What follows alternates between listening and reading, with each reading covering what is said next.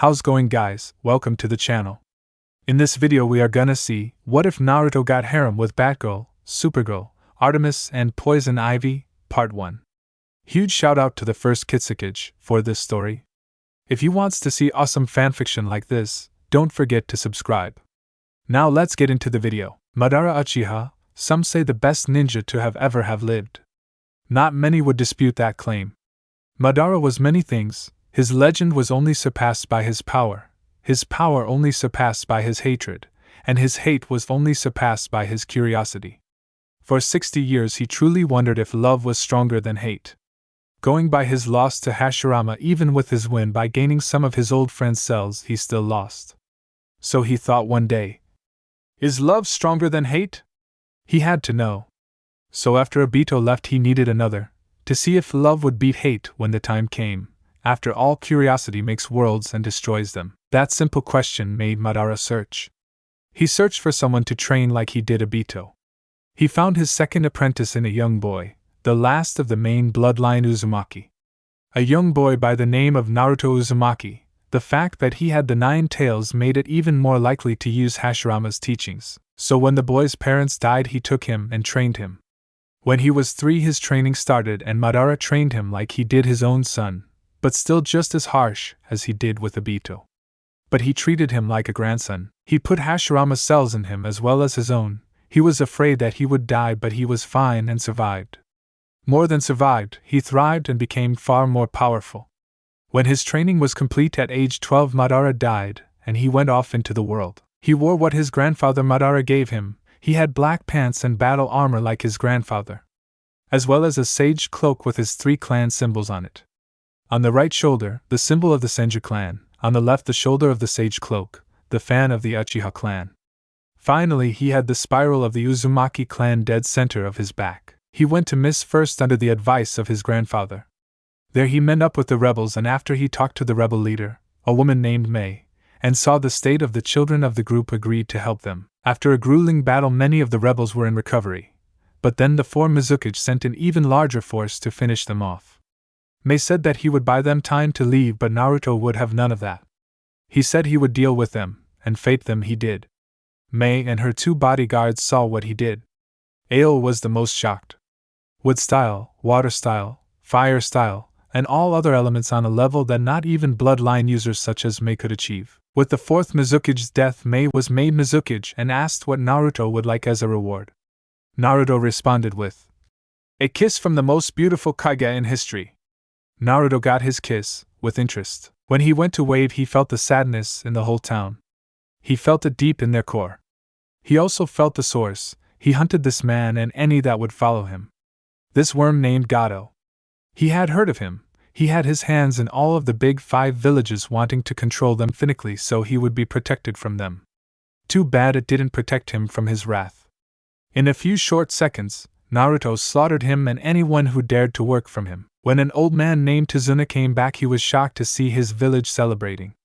The 4-leaf ninja he guilt-tripped into helping him looked at him and felt fools for falling for his little guilt trip. When he asked why they were celebrating they told him that a young boy freed them. The party was in his honor. Kakashi was the most shocked when he saw the clan symbols on the boy's cloak. A little later Zabuza came to fight the boy, the one that ruined his chance for a big payday. He accepted and beat both him and Haku with almost no difficulty. After another beating Naruto told them to take what was left of Gato's money and be gone, as he had no desire to kill them.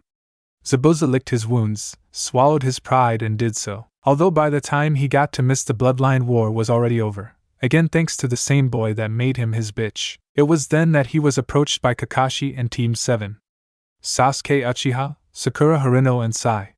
When Sasuke demanded how he was so powerful and why he had the Sharingan, Naruto simply replied, I am Naruto Uchiha Senju Uzumaki Fish, and I don't answer to you. He yelled as he pimp-slapped Sasuke. After Kakashi managed to defuse the issue he managed to talk Naruto into joining the Leaf Village. Naruto only went to claim what her grandfather told him was his right. He was the last heir of the Uchiha, Senju, and Uzumaki clans. And all of that inheritance was in the Leaf, where it shouldn't be. If he gained any selfish traits from his grandfather it was pride in his clan, and his 3 clans needed him to survive. When he was in front of the Leaf Council, the civilians demanded that he give all his power to Sasuke.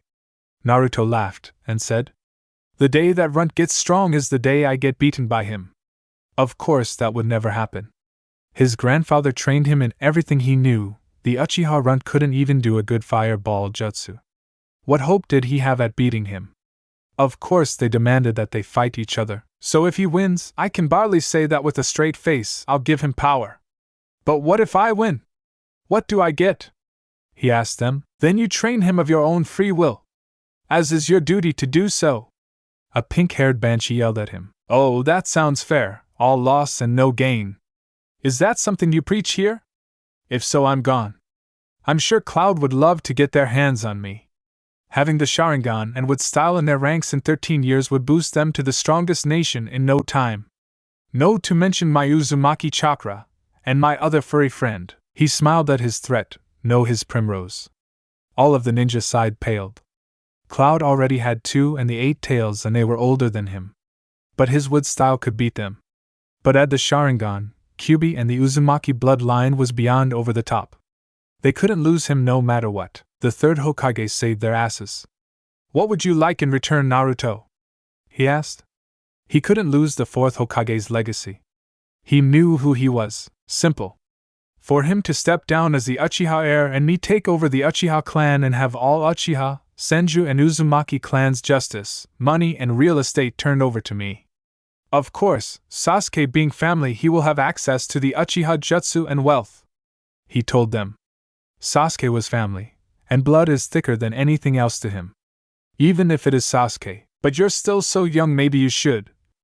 Sim was stopped by the glare Naruto was giving her. I've trained since I was 3 to be a ninja, nothing has beaten me yet.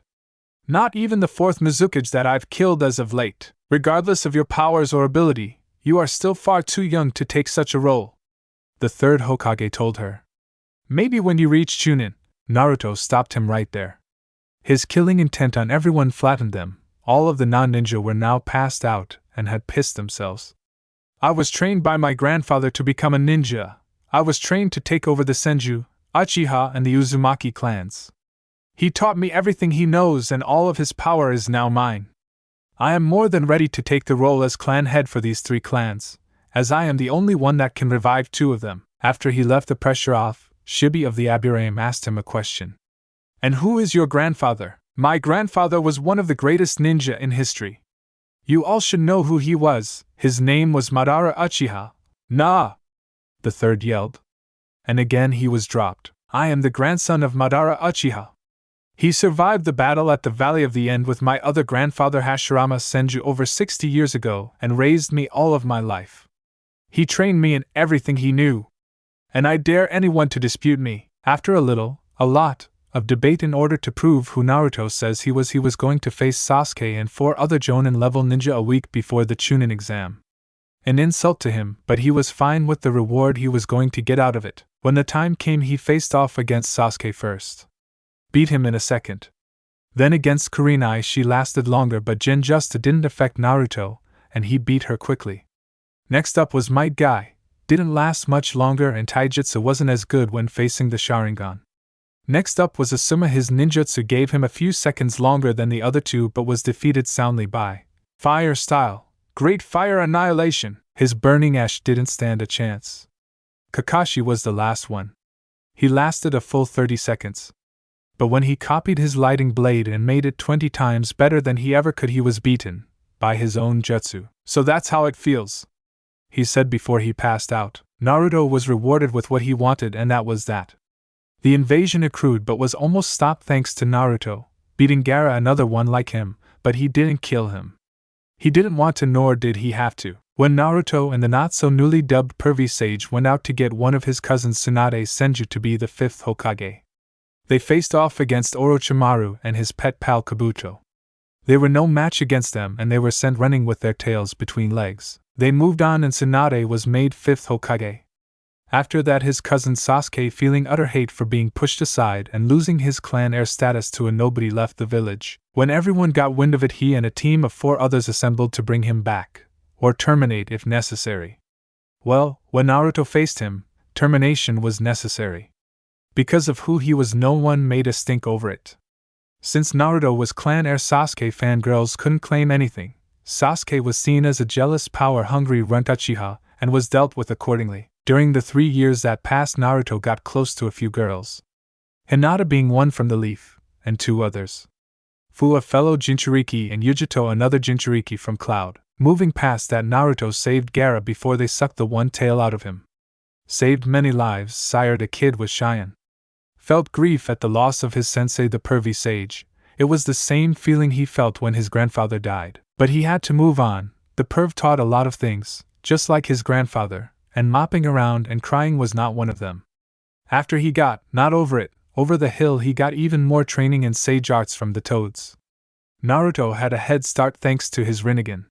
During his training to perfect his sage training, Pain, the man that killed the pervy sage, attacked the Leaf Village. After a lot of time, damage and death, Naruto finally came, though not his fault, and in a stare down both started at the other with their Rinnegan. In a titanic battle of wills, Rinnegan and Faith, both users of the Rinnegan, launched attack after attack. To anyone watching, it was like watching all 5 Kage battle it out at once. Or if anyone was old enough, the battle between Hashirama and Madara that made the Valley of the End. The very fight and power both possessed was enough to shatter the earth beneath them. The punches, earth-shattering, the clashes were brutally, and right before victory was within Pain's grasp, the one to love him the most in his life defended him. "I won't let you harm him anymore." Hinata stood her ground against a man who had brought down the village, and paid for it. Pain had brought down his black chakra rod and stabbed Hinata. Naruto lost it for the first time in his life. "Do you hate me now?" A roar and an ass beating was his response. But Naruto's father stopped him from releasing the 9 tails. In their final clash, it had came down to 2 things: their will and their best jutsu. Naruto's will in his Rasengan, and Pain's will in his almighty push. "You who have no answer! Give up!" Pain yelled. "You give up!" Naruto had his clones throw him. "Give on trying to make me give up! Rasengan, almighty push!" Pain reacted. In the ending explosion, Naruto's Rasengan made contact with the final Pain body and it was defeated. Naruto showed why Pain's way, or Nagato, was wrong, convinced him, and in return Nagato put his faith in Naruto. He showed it by reviving everyone that he killed, leaving a nearly destroyed but very grateful village. Later the 4th war began. Over 40,000 ninja died on the first day, about half of their forces. The 8-tailed host killer bee was lost in the battle protecting Naruto, as was Gaara died on the 2nd day. The 3rd day was now, and it was going to be the last day in this battle. "It's over, Tobi!" Naruto yelled, knowing that this man was not Madara, his grandfather. "So, you've gone back to using my old name now? I know you're not Madara. My grandfather raised me then died. Madara Uchiha raised me." Tobi looked shocked, considering that Naruto didn't just lie just now. "Well now, I don't see why he would. But that doesn't matter now. I've started the war and no one can back out of it. All will become one within me as I have enough of the 9 tails power to use my jutsu. Now perish." Tobi started the jutsu and all would be one with him. Naruto knew what he had to do. "Ino, patch me to Hinata now." "Alright." Ino found Hinata. Found her Naruto. "Hinata, yes? Thank you, for everything. I know I promised you that once this war was over I would marry you." Hinata felt the utmost amount of dread wash over her like a tidal wave. She twirled around the promise ring on her finger. "I'm sorry, but it looks like I'm going to have to break that promise. But no matter what world I'm in, no matter if I am dead, know that I love you, with all of my heart, and if you wish to move on without me, I will not blame you." Naruto looked at Tobi. He was seconds from using the infinite genjutsu. "Naruto, I love you and nothing and no one will change that. When I join you on the other side we can be together forever.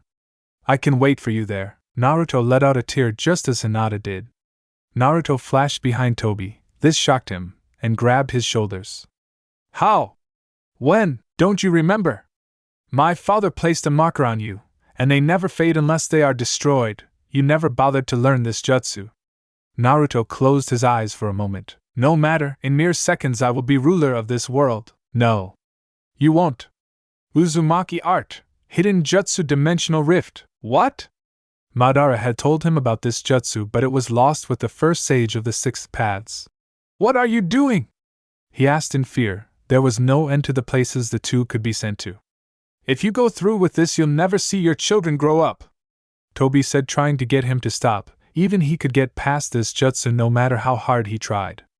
Not with Naruto holding him like he is. The important thing, Naruto said, looking into the endless void, is that they will grow up. Forgive me, Hinata.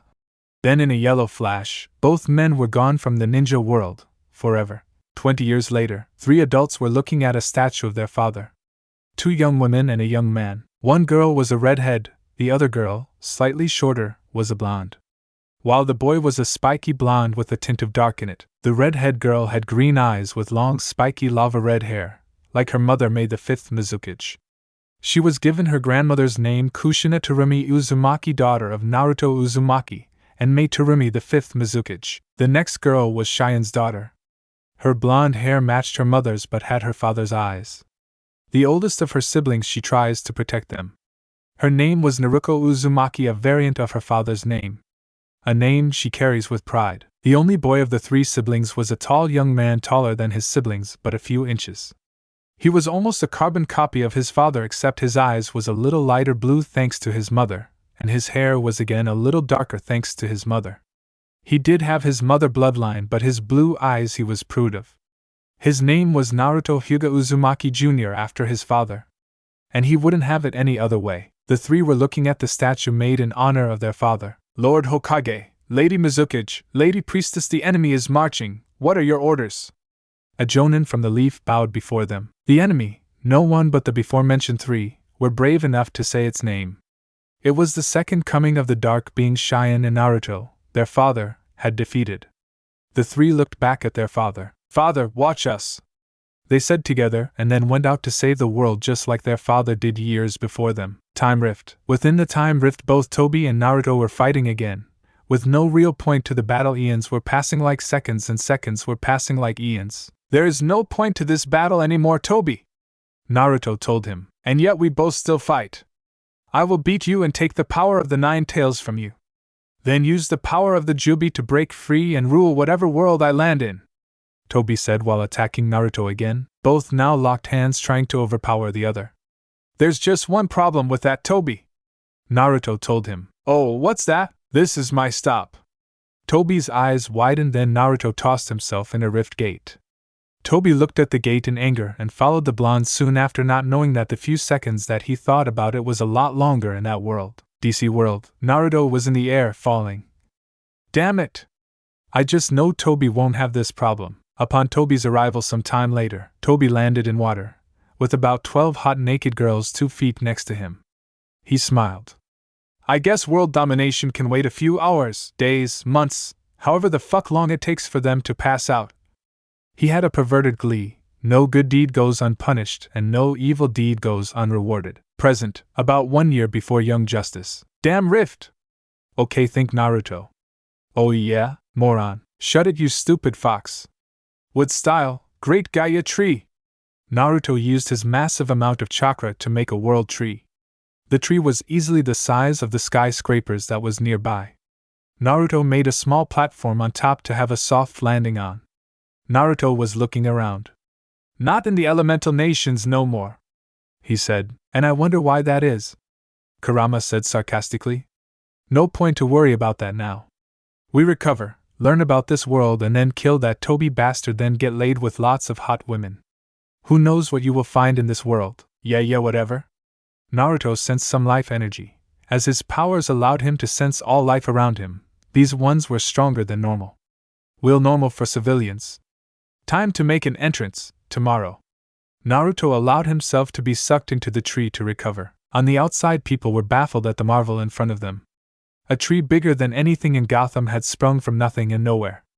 Ivy was the only person that could do it, but she was currently in Arkham partying at the news right now. Gordon had no idea why he was here. In his opinion, the tree was a nice change for Gotham. In the day it had been here, Star Labs and Wayne Tech had done some high-tech stuff, and it showed that the tree had reduced Gotham's pollution by 0.5%. While not a lot, that was only in 1 day. Also, the soil around the tree was so rich it could support plant life like no tomorrow. Anything? Gordon asked some Star Labs scientist. Nothing new. What's amazing is that its outer shell breaks our drills and saws. We are bringing in some bigger equipment to take samples. We can't even get a small branch off the tree, it's so tough. The Star Lab coat said. As some bulldozers got close to the tree, Batman's natural sixth sense went off. Aside from them telling him that Poison Ivy was booing the bulldozers, his instinct that told him to get everyone away from the tree. And it was soon proven right, once again.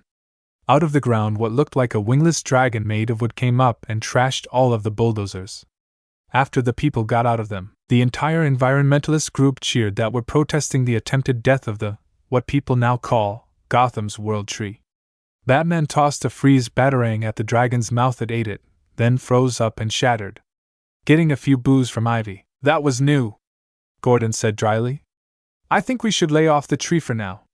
Don't want anyone in danger, as it seems the tree is alive enough to defend itself, he told the Dark Knight. Indeed. I will need more time to study it before we can take any action, or if any action is even needed, if it only acts defensively. Although it could perceive anything that comes near it a threat. It was then that the branch of the dragon head that Batman destroyed came back to life with two heads this time. The heads then began to shoot wood spikes at Batman, who used his agility to dodge the lethal attack. But the pair of dragon heads got smart and launched a two-sided attack that was impossible to dodge even for the Dark Knight himself. Not that he needed it, as help came in the form of Superman. He knocked the wood spikes away, some of them far away, real far away. That made Ivy happy. Batman, Superman, I saw the news, thought that you might need a hand. Superman said. I didn't call for help. You never do. But the League is here to help others. You think you can handle whatever this tree can dish out on your own, Batman? The Man of Steel asked. Batman just scowled. Who else is with you? The Dark Knight asked. Just me, unless I call in reinforcements. So, any idea on how this got here or how to deal with it? How it got here, no, how to deal with it, still thinking. On the inside, Naruto was almost fully recovered. His world tree had helped him recover from the life force in the area. While strong as it was, the life force was corrupted, far more than he liked, and he ended up healing the land around him. He had read the minds of the people in white coats while he was resting and found out a lot about this world, even about the two outside his tree. The Batman and Superman. 2, according to the memories of the people he mind-walked, of the strongest men in this world. While he saw the news of these two, they are strong. Batman has skill, tech, and is known as the world's greatest detective. The other, Superman, was known as the Man of Steel and this world's greatest protector. He didn't doubt their strength, just conviction. They face people from everyday criminals to supervillains that want to rule or destroy the world. They lack what is needed to save this world. Although I respect their choice never to kill, as justice covered in blood is revenge. But sometimes that is what the world needs to save it. I gave my world a chance for peace without me, now I shall give this world peace that they can hold on to. But first I must get to it. Yes, you must. You must gather others of like minds, preferable all women, so once the world is under your rule you can rule the bedroom like a king should. First off. I know, second I will, third most likely, and fourth it is lead not rule. However, don't worry, my friend. Once this is over I intend to reap the benefits. Starting with all the hot girls in this world. Hopefully I can find a few my age. I know you will. I mean, what female warrior wouldn't want the alpha of alpha males to dominate her? Kurama gave a perverted giggle. Yeah, whatever. Time to make my entrance. Naruto got the pair of masks that Madara gave him, both worn by the man that took his family away from him. He decided to use the one that Toby used to face his father on the day of his birth first. Showing both sides to him would be nice. Once again on the outside, both Batman and Superman were fighting the endless Hydra wood dragon. The number of heads had made their way to 8. Batman thought that destroying the base of the dragon would get rid of it, but all the wood dragon head did was regrow and double in number. It was then that they stopped for no reason. That was until they, Batman and Superman, saw the tree at the base open up. What is all that racket? A masked man asked. Walking out, the duo saw a man with a right side eye hole with black fire-like designs on a yellow mask. The hood covered the rest of his head and the robe covered the rest of his body. Nothing could be seen on him but his right eye, which was red. Who are you? Batman asked. Naruto tilted his head. You may call me Madara Uchiha, and all of you are very rude, trying to cut down my world tree. What did she ever do to you? he asked mockingly, using Toby's voice to add for kicks and framing purposes. How did you make it? Superman asked, more politely while waiting for reinforcements. He was not dumb enough to think he could take on this man alone, or even with Batman. This guy could use magic and that could beat even him. I just made it with my power. It was easy. As easy as blinking or you breathing, Naruto said to them as if it was an everyday thing.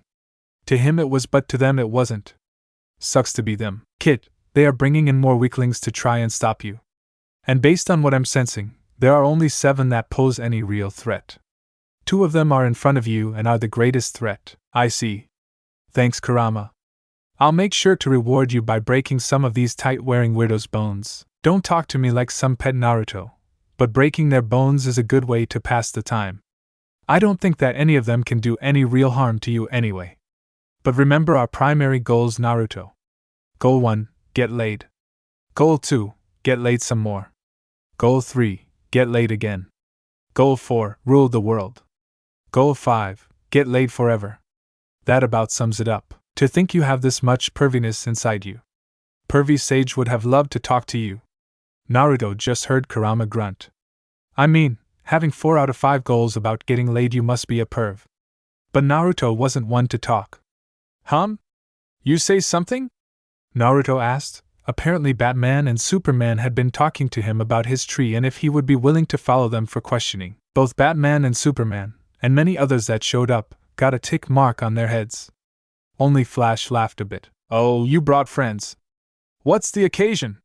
Is there a party that I wasn't invited to? How rude, Madara said out loud. This guy is annoying, said John, the Green Lantern. Madara looked around the area. There was a total of 30 or so people in tights. Again, only 7 of them posing any real threat. Last chance. What are you doing here and what is your intent? Batman ordered him to tell them. What I'm doing here? I'm here listening to a bunch of grown men in tights or funky costumes, and a bunch of grown women dressed like they're ready for girls' night out. Madara saw the angry looks on every hero in front of them. As for my intent, should I? Madara seemed to ask himself. Why, I think I shall. I am here to bring peace to this world. As I did in my old world, I shall lead these people to peace, and destroy all those that threaten that peace. Many took that as a threat, within the League. And how do you intend to bring about this peace? Wonder Woman asked. The same way I did in my old world, to destroy all evil within reach, then go beyond that and destroy evil there. Until this world is purified of evil for a time. Then I shall hold on to that peace for as long as possible, and when that peace is lost I will find a new peace and the cycle shall continue until my line is no more. Naruto smiled at himself. Those were the words of his grandfather and mentor Madara.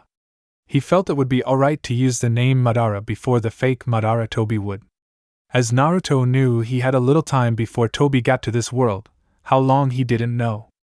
And those that interfere will receive the same punishment that I will deal to those who are beyond redemption. We can't allow that. We can't allow you to kill anyone, Madara Uchiha, Batman said to the masked man. Oh. You can't let me, you say. Tell me this, can you stop me? Madara spiked his chakra and the wind became violent around them. Some of the other members that couldn't hold their ground were flung back and unable to battle anymore that day. Batman threw some batarang at Madara, but they passed right through him. Everyone raised an eyebrow at that. Nice throw, let me show you mine. Madara threw 3 kunai faster than most could see. Batman with his years of training managed to dodge 2 of them. One got into his shoulder. Impressive, Madara said. How about a little of this? Fire style, great fire annihilation.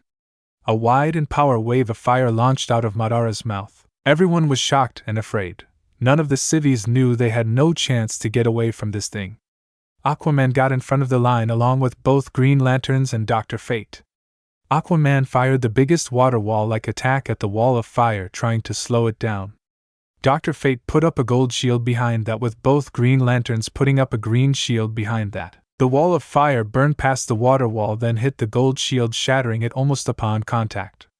But both allowed the combined power of both Green Lanterns to hold their shield long enough for the fire to dissipate, but their shield was shattered as well. Most impressive, Madara said behind them. All of them were shocked again, but had no time to react.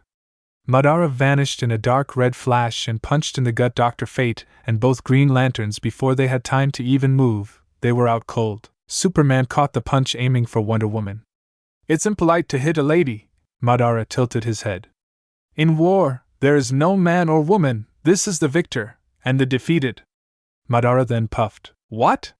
He never saw Madara behind him. Guess which one you are. Madara placed one hand on Superman's chest. Almighty push! That sent Superman flying out of the park. He then saw the two Green Lanterns up and about. Both fired a pair of gun-like constructs at him. Madara raised his hands and absorbed their power. The Green Lanterns stopped their attack when they saw that it was ineffective. They were then hit hard by Madara. Wonder Woman attacked next, using her strength and skill to try and hit Madara. Madara just moved and dodged her attacks. Although she had more skill than Superman and more power than Batman, she was no match for his short but intense training. When she tried to punch his skull and her fist passed right through his head. Madara grabbed her hand and tossed her into Batman's chest, where he caught her and was sent flying into a small tree, destroying it. Madara felt someone behind him. With a high-pitched scream, a blonde woman, Black Carney, launched her attack at Madara. Almighty push! Madara sent her flying, not really wishing to deal with healing eardrums. He then felt 3 arrows go past him. He looked behind him to see a man in green with a bow. Madara used his wood style and grabbed the man from his little tree, hid away, and forced him down. Madara made some hand signs. Strum style, massive strum fox. A fox made from lighting and cloud formed above Gotham. Many of the more magic-based heroes or metahuman heroes launched massive attacks at the beast. However, it took Superman and the Green Lanterns a combined attack to defeat the Storm Fox. Madara smiled at the defeat of his little pet fox. Batman could almost feel his smile. I grow tired of this fight. You all are so boring. Madara said out loud. We're boring? Asked an awakened Hal Jordan. We just beat that giant storm cloud fox of yours. Hal said. True, but that was just a distraction. Behold the power of a god. Madara made a tiger seal. At first nothing happened. Then everyone felt a slight change in the air and tremor in the ground. It was when Madara looked up with, again, a smile that only Batman could feel that Batman looked up himself. It was then his mouth dropped as well as everyone else's. Falling from the sky was a giant asteroid. No way, it can't be. Great Hera, impossible. Superman looked at the falling rock. He knew that it would take out at least 4 square miles of the city if I crashed. He rushed it with little more than wishful thinking. Green Lanterns, help him slow down that asteroid! Batman ordered. Both Green Lanterns, along with many other heroes that could fly, put themselves between the asteroid and the city. Zatara! Make that asteroid weightless! Batman ordered. This time Batman couldn't see it, but Madara was smiling. Right. Zatara began chanting his spell. Ecum tot diaretsa selthju. Zatara focused on the asteroid, and was surprised that his spell didn't take effect instantly, although Superman and the others could feel it taking effect. It started to slow down, and after much pain and effort the giant asteroid stopped in the sky. Anyone and everyone saw this was relieved to see it. They all thought that they were going to die this day. Again, most impressive, but how will you deal with the second one? Madara asked out loud. Almost instantly the clouds parted, showing a second asteroid in the sky falling towards them. Everyone lost heart seeing the second one. This is the power of Madara Uchiha! Divine power! The second asteroid hit the first and everyone felt the power in it. Heaven concealed! Batman took charge. Zatara quickly frees the second one. Black Carney! Shatter the frozen asteroid! Using what little magic he had left, Zatara froze the second asteroid while Black Canary shattered the ice as fast as she could with her Carney cry. With the help of the other heroes smashing and melting the ice any way they could. While unable to melt all of it, and it landed on Superman. While a soft landed compared to what would have happened, they did enough damage to the 2 asteroids so they didn't destroy the city, just give the city of Gotham an early winter. Mist covered the park and the city as a whole. It was snowing now even during the summer weather they were having. When the smoke cleared they found Superman out cold, no pun intended, and Madara Uchiha nowhere to be found. 2 months later, the night was young and Naruto was in a different garb than his Madara one. His new one consisted of his red and black sage cloak with a hood, He had on the Toby mask that his grandfather made for him, just like the fake Madara's Toby mask. In the 2 months he has been in Gotham, he had already made a name for himself in the criminal underground. He had wiped out over 3 whole crime families, leaving none that couldn't be redeemed. He went by the name the Sage of the 6 Paths of Pain, or just Pain. Naruto was currently watching an up-and-coming hero named Artemis kicking a lot of ass at the Gotham docks, something that went overlooked by the Batman dealing with bigger crime. Artemis was using her skills in archery to put down all of the criminals, even showed a little CQC skill. But it was one of the other thugs that would have got the best of her, if not for Naruto. While Artemis was dealing with the last thug, the thug boss pulled a gun on her. "Hey bitch!" he yelled. Artemis knocked the last one out, and turned and aimed her bow at him but was shocked. Bang! Artemis saw her life flashed before her eyes. She saw a bullet fly to her forehead but then vanish. "What the fuck?" the boss yelled, looked around. Only for a boot to land on his face. Naruto looked at the blonde and green beauty. "Who are you?" she demanded while pointing her last arrow at the masked man. "You're welcome," he said to her. "What? For saving your life. That bullet didn't like you, so I erased it." Her eyes widened, then lowered her bow. "Thank you. As for my name, you may call me Pain," he said to her. "Artemis, a pleasure. So, who long have you been here?" Artemis asked. Sirens soon were heard in the distance. "Maybe we should continue this somewhere else." Pain then vanished in a vortex and appeared on the nearby rooftop. Artemis followed with her grappling arrow. The pair watched the police take everyone else into custody and confiscate the weapons of the warehouse. "Okay, back to my question. How long were you watching?" "Since the start. I was going to go in myself, but you got to it first, so I decided that I would wait until you needed my help to step in if you needed it at all," Pain told her. "Since the start? What did they do to catch your attention?" she asked. She had been taking down the small fry for only 3 months now. "They used to do business with the crime family here in Gotham. But their normal buyer had a sudden case of death and now they sell to the Black Mask," Pain said. Artemis shivered. "Wait, you're Pain? Thy Pain that all of this crooks fear? The one that has been credited for taking down 3 major crime families?" Artemis was shocked that she was meeting this guy. The guy that made hardcore criminals wet their pants. "The same.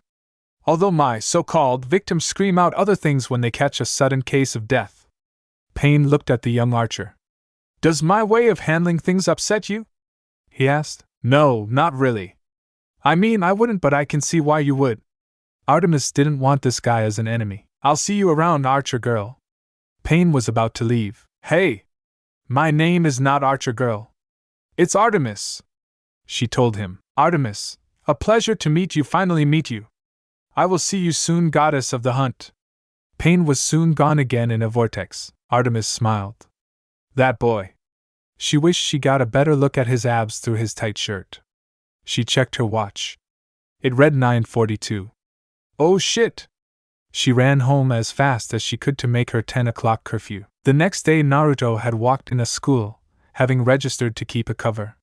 He walked into his new class and was greeted by the teacher. "Hello class, I'd like to introduce you to a new student who will be joining us today. Please welcome Naruto Uzumaki." A teacher pointed at a spiky blonde-haired young man. "Yo!" Naruto waved. "Please sit next to Artemis so we can begin our lesson for today," the teacher told him. "Artemis, please raise your hand." Artemis did and Naruto sat next to her. "Hi," Naruto said politely. "Hey," she responded. Naruto smiled. "Nice to meet you, goddess of the hunt." Naruto smiled at Artemis' eyes. "I foresee a bright future ahead of us." 8 months after arrival, Naruto had kept up his 3 personas for the last 8 months. His Naruto Uzumaki as school and Artemis greatest, only, guy friend. Madara Uchiha most wanted man / merc in the world. And Pain anti-hero and mass murder of organized crime, as well as Artemis the heroine, partner. Although Artemis has no idea that Pain is Naruto, but Naruto knows that Artemis, the heroine, is also Artemis' crook best friend at school. "I'll end you!" Pain yelled as he threw 6 of his churka rods at a man, nailing him to the wall, alive, but scared shitless. Artemis then fired her arrow, and it jammed the door so the mob underboss couldn't get out. "Now where did you think you were going?" Artemis asked playfully. She had paired up with Pain about a month after they met that day. She didn't want him as an enemy, but was an ally any better? Now. I'm sure we can work something out, he said fearfully. Although Artemis didn't kill anybody, she wouldn't stop Pain if he wanted to kill one of these mob assholes. I got $600K in my safe. Let me go and it's yours. He tried to bribe them. You think you can bribe us? Artemis was pissed. I would have thought that you mob bosses and underbosses would have got the message by now. You cannot bribe justice, or vengeance. Pain lowered his churka rod. No, please no. I have a family, he begged. Pain fired his chakra rod. Artemis looked away, as always. She still couldn't handle seeing Pain kill. She could see a dead body no problem, if that itself wasn't a problem, but seeing the light in one's eyes she couldn't handle. Did he really have a family? She asked her partner. These men sometime do. It is sad that they must die for the greater good. As I said to you before, Artemis, one's justice is another's injustice. One's right is another's wrong. We can never make everyone happy, but we can try. We cannot save everyone, but we can try. Artemis nodded. It still doesn't get easy for me. It doesn't get easy for me either. They heard sirens in the distance. Let us go somewhere else. Pain used his kamui to get himself and Artemis out of the warehouse. Sometime later the anti-hero pair was on a rooftop near Artemis' home. Not that Pain knew that. Well, tonight was eventfully, Pain said. Yes, it was. Still thinking about it? Yes, how can you bear that burden? If that guy did have a family, how could you bear the burden of that family no longer having a father? Artemis asked her friend. Even if neither said it, both thought of the other as a friend. How, you ask? How I do it is easy, because someone must bear the burden, and that person is me. I can bear it knowing that all of the families that have been destroyed by that man have been avenged. But why does it have to be you? She asked him. Pain looked at her with his lone eye. Her concern about him was, almost, a sign of love. Because no one else will bear it for me or with me, Artemis, and I won't ask another to bear it with me. Artemis looked at him. She then looked down. Pain put a finger under her chin to raise her head. Don't look so sad, Artemis. It is my destiny to bear this burden. Not my fate. I will see you tomorrow. One more thing. Pain tossed Artemis a small wad of cash, around $5,000. She gave a glare at him. I know you don't like accepting cash from our raids, but you need the money, Artemis. You need it to help your mother and yourself. He vanished within his vortex. Artemis sighed. She made it her home with no incident, after she got changed out of her heroine uniform, of course. Artemis walked into her home and passed her mom. Artemis? Her mother, Paula, was worried. Artemis seemed down about something on her night out with her friend. I'm fine, Mom. Artemis went to her room. She stashed the cash in a lockbox that Pain gave her. And it was roughly $50,000, not including the 5 added just now. She hated taking the money after their raids. Sure, it was from the mob bosses and they weren't going to use it anymore, but it still didn't feel right. She collapsed on her bed and wondered about Pain. Could I bear it with him? She asked herself. Watchtower. In the watchtower, Batman was typing into his computer. On the screen was a symbol of a spiral. Any luck? Green Arrow asked Batman. Nothing. Batman replied. Nothing? Really, I thought that you'd find something on these guys. What makes them have such a red flag anyways? Green Arrow asked. Up until 6 months ago they didn't exist. Now all of a sudden they are the foremost expert in technology? Something's not right about that. Batman said. Maybe they're just that good. Green Arrow suggested. No one's just that good. They are, it seems. Green Arrow added, only to receive a bad glare. Gotham. Back in Gotham, Naruto/Pain didn't turn in. He still had time to play and he had another errand to run. He then heard a small and short scream. It was not too far. He used his father's jutsu and flashed to the location. In the alley he found 3 known mob enforcers had a woman at knife point. He had seen her before but couldn't place it. Down at the hold-up. The boss gave you a chance, bitch. He took out a stiletto knife. It gave off its infamous click. I hope your fans don't care about your looks. He then stabbed the knife in her cheek, but instead of metal stabbing into flesh sound, like he expected, he heard a thunk like he just stabbed wood. He then saw the woman turn to wood and shattered. What the fuck? On the rooftop, the woman held her eyes tightly closed, then opened when she felt the wind on her face. She then gasped when she saw she was 4 stories off the ground on the roof of a nearby building. "You are safe, miss. Stay here while I deal with the trash on the ground." The woman looked at her savior and saw his mask. But he then vanished in a flash of black and red light. She then took out her camera phone and started recording the 3-second fight. She got the last 2 seconds. She was shocked when she blinked. All 3 of her assailants was dead on the ground and her savior was next to her again. "What? How? I am unique, miss, more so than others," he told her. "But the League doesn't kill anyone. Why have you?" she asked. Payne tilted his head. "What makes you think I am part of the Justice League? They lack what is needed to do what is right. As for those 3, they are known for raping and murdering their victims. They've been on my hit list for some time now." Payne was about to leave. "Wait." She stopped him. "What is your name? Who are you? Where are you from?" She asked a lot of questions. "You asked a lot of questions, miss. I'm a reporter you might know as Vicky Vale for Gotham now," she told her rescuer. "Oh, really? Sorry I didn't recognize you," he told her, being honest. "Damn, she fine." "Noted. As for your questions, I will answer one right now as I am pressed for time. My name is Payne, the Sage of the 6 Paths," he told her. "Do you have a transport nearby to take you to safety?" he asked. "Yes, those thugs grabbed me near my car on the way home at a stoplight," she told Payne. Payne then placed a hand on her shoulder. Next thing Vicky knew, she was next to her car. "Huh?" She looked around. "How?" she asked. "I told you, I am unique, Ms. Vale." Again, right before he left, he was grabbed on the shoulder. "Yes?" He was already a few moments late. Vicky handed him a card. "Call me, so I can set up an interview sometime," she told him with a smile. He pocketed the card. "Should I ever really need to make my mask and name public, then you'll be the first one I call." This time he wasn't interrupted and left in a vortex. Vicky smiled. So much for a slow week. She now had another story, an up-and-coming anti-hero. Payne made his way to his next target. While Madara handled more of his more evil deeds, Payne handled just about everything else. Naruto, now Madara, had just warped into a building occupied by a group of scientists. "Good evening, ladies and gentlemen of Star Labs. Do any of you know who I am?" he asked them. Not one of them answered. "I am a man with a mask and unauthorized to be in this lab." One woman, who just walked in, noticed him and heard what he said. "Are you robbing us?" she asked. "No." Everyone sighed. "Robbing indicates that I am taking something on your person by threat or force. I am stealing from Star Labs, so this is theft.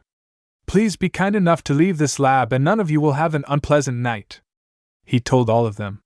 The young woman was the first one to get out of the room. Soon the rest bolted out of the room. "And that's why I became a warrior. Scientists have no common sense." Madara walked up to the main computer and placed his flash drive in the USB port.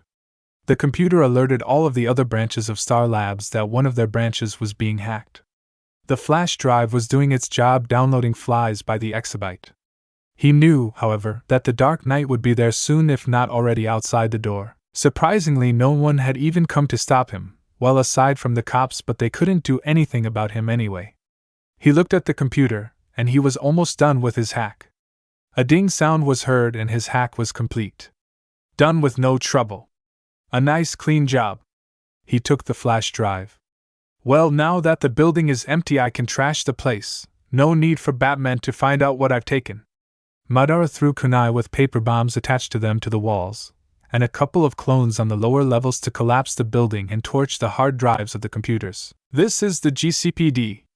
We have the building completely surrounded. Come out with your hands up," a police officer, Gordon, ordered. Well, at least he's straightforward, if not a little naive. Payne just left via vortex. Outside, Gordon was just about to send in his team when the building exploded. Next day, Naruto was walking to his friend's house. He walked up the stairs to the apartment of his friend's place and knocked on the door. "Who is it?" asked a woman's voice. "It's the knight here to pick up his dear princess. Come in, Naruto," the woman told him. Naruto walked in to see Paula, Artemis' mother. "It's good to see you again, Naruto."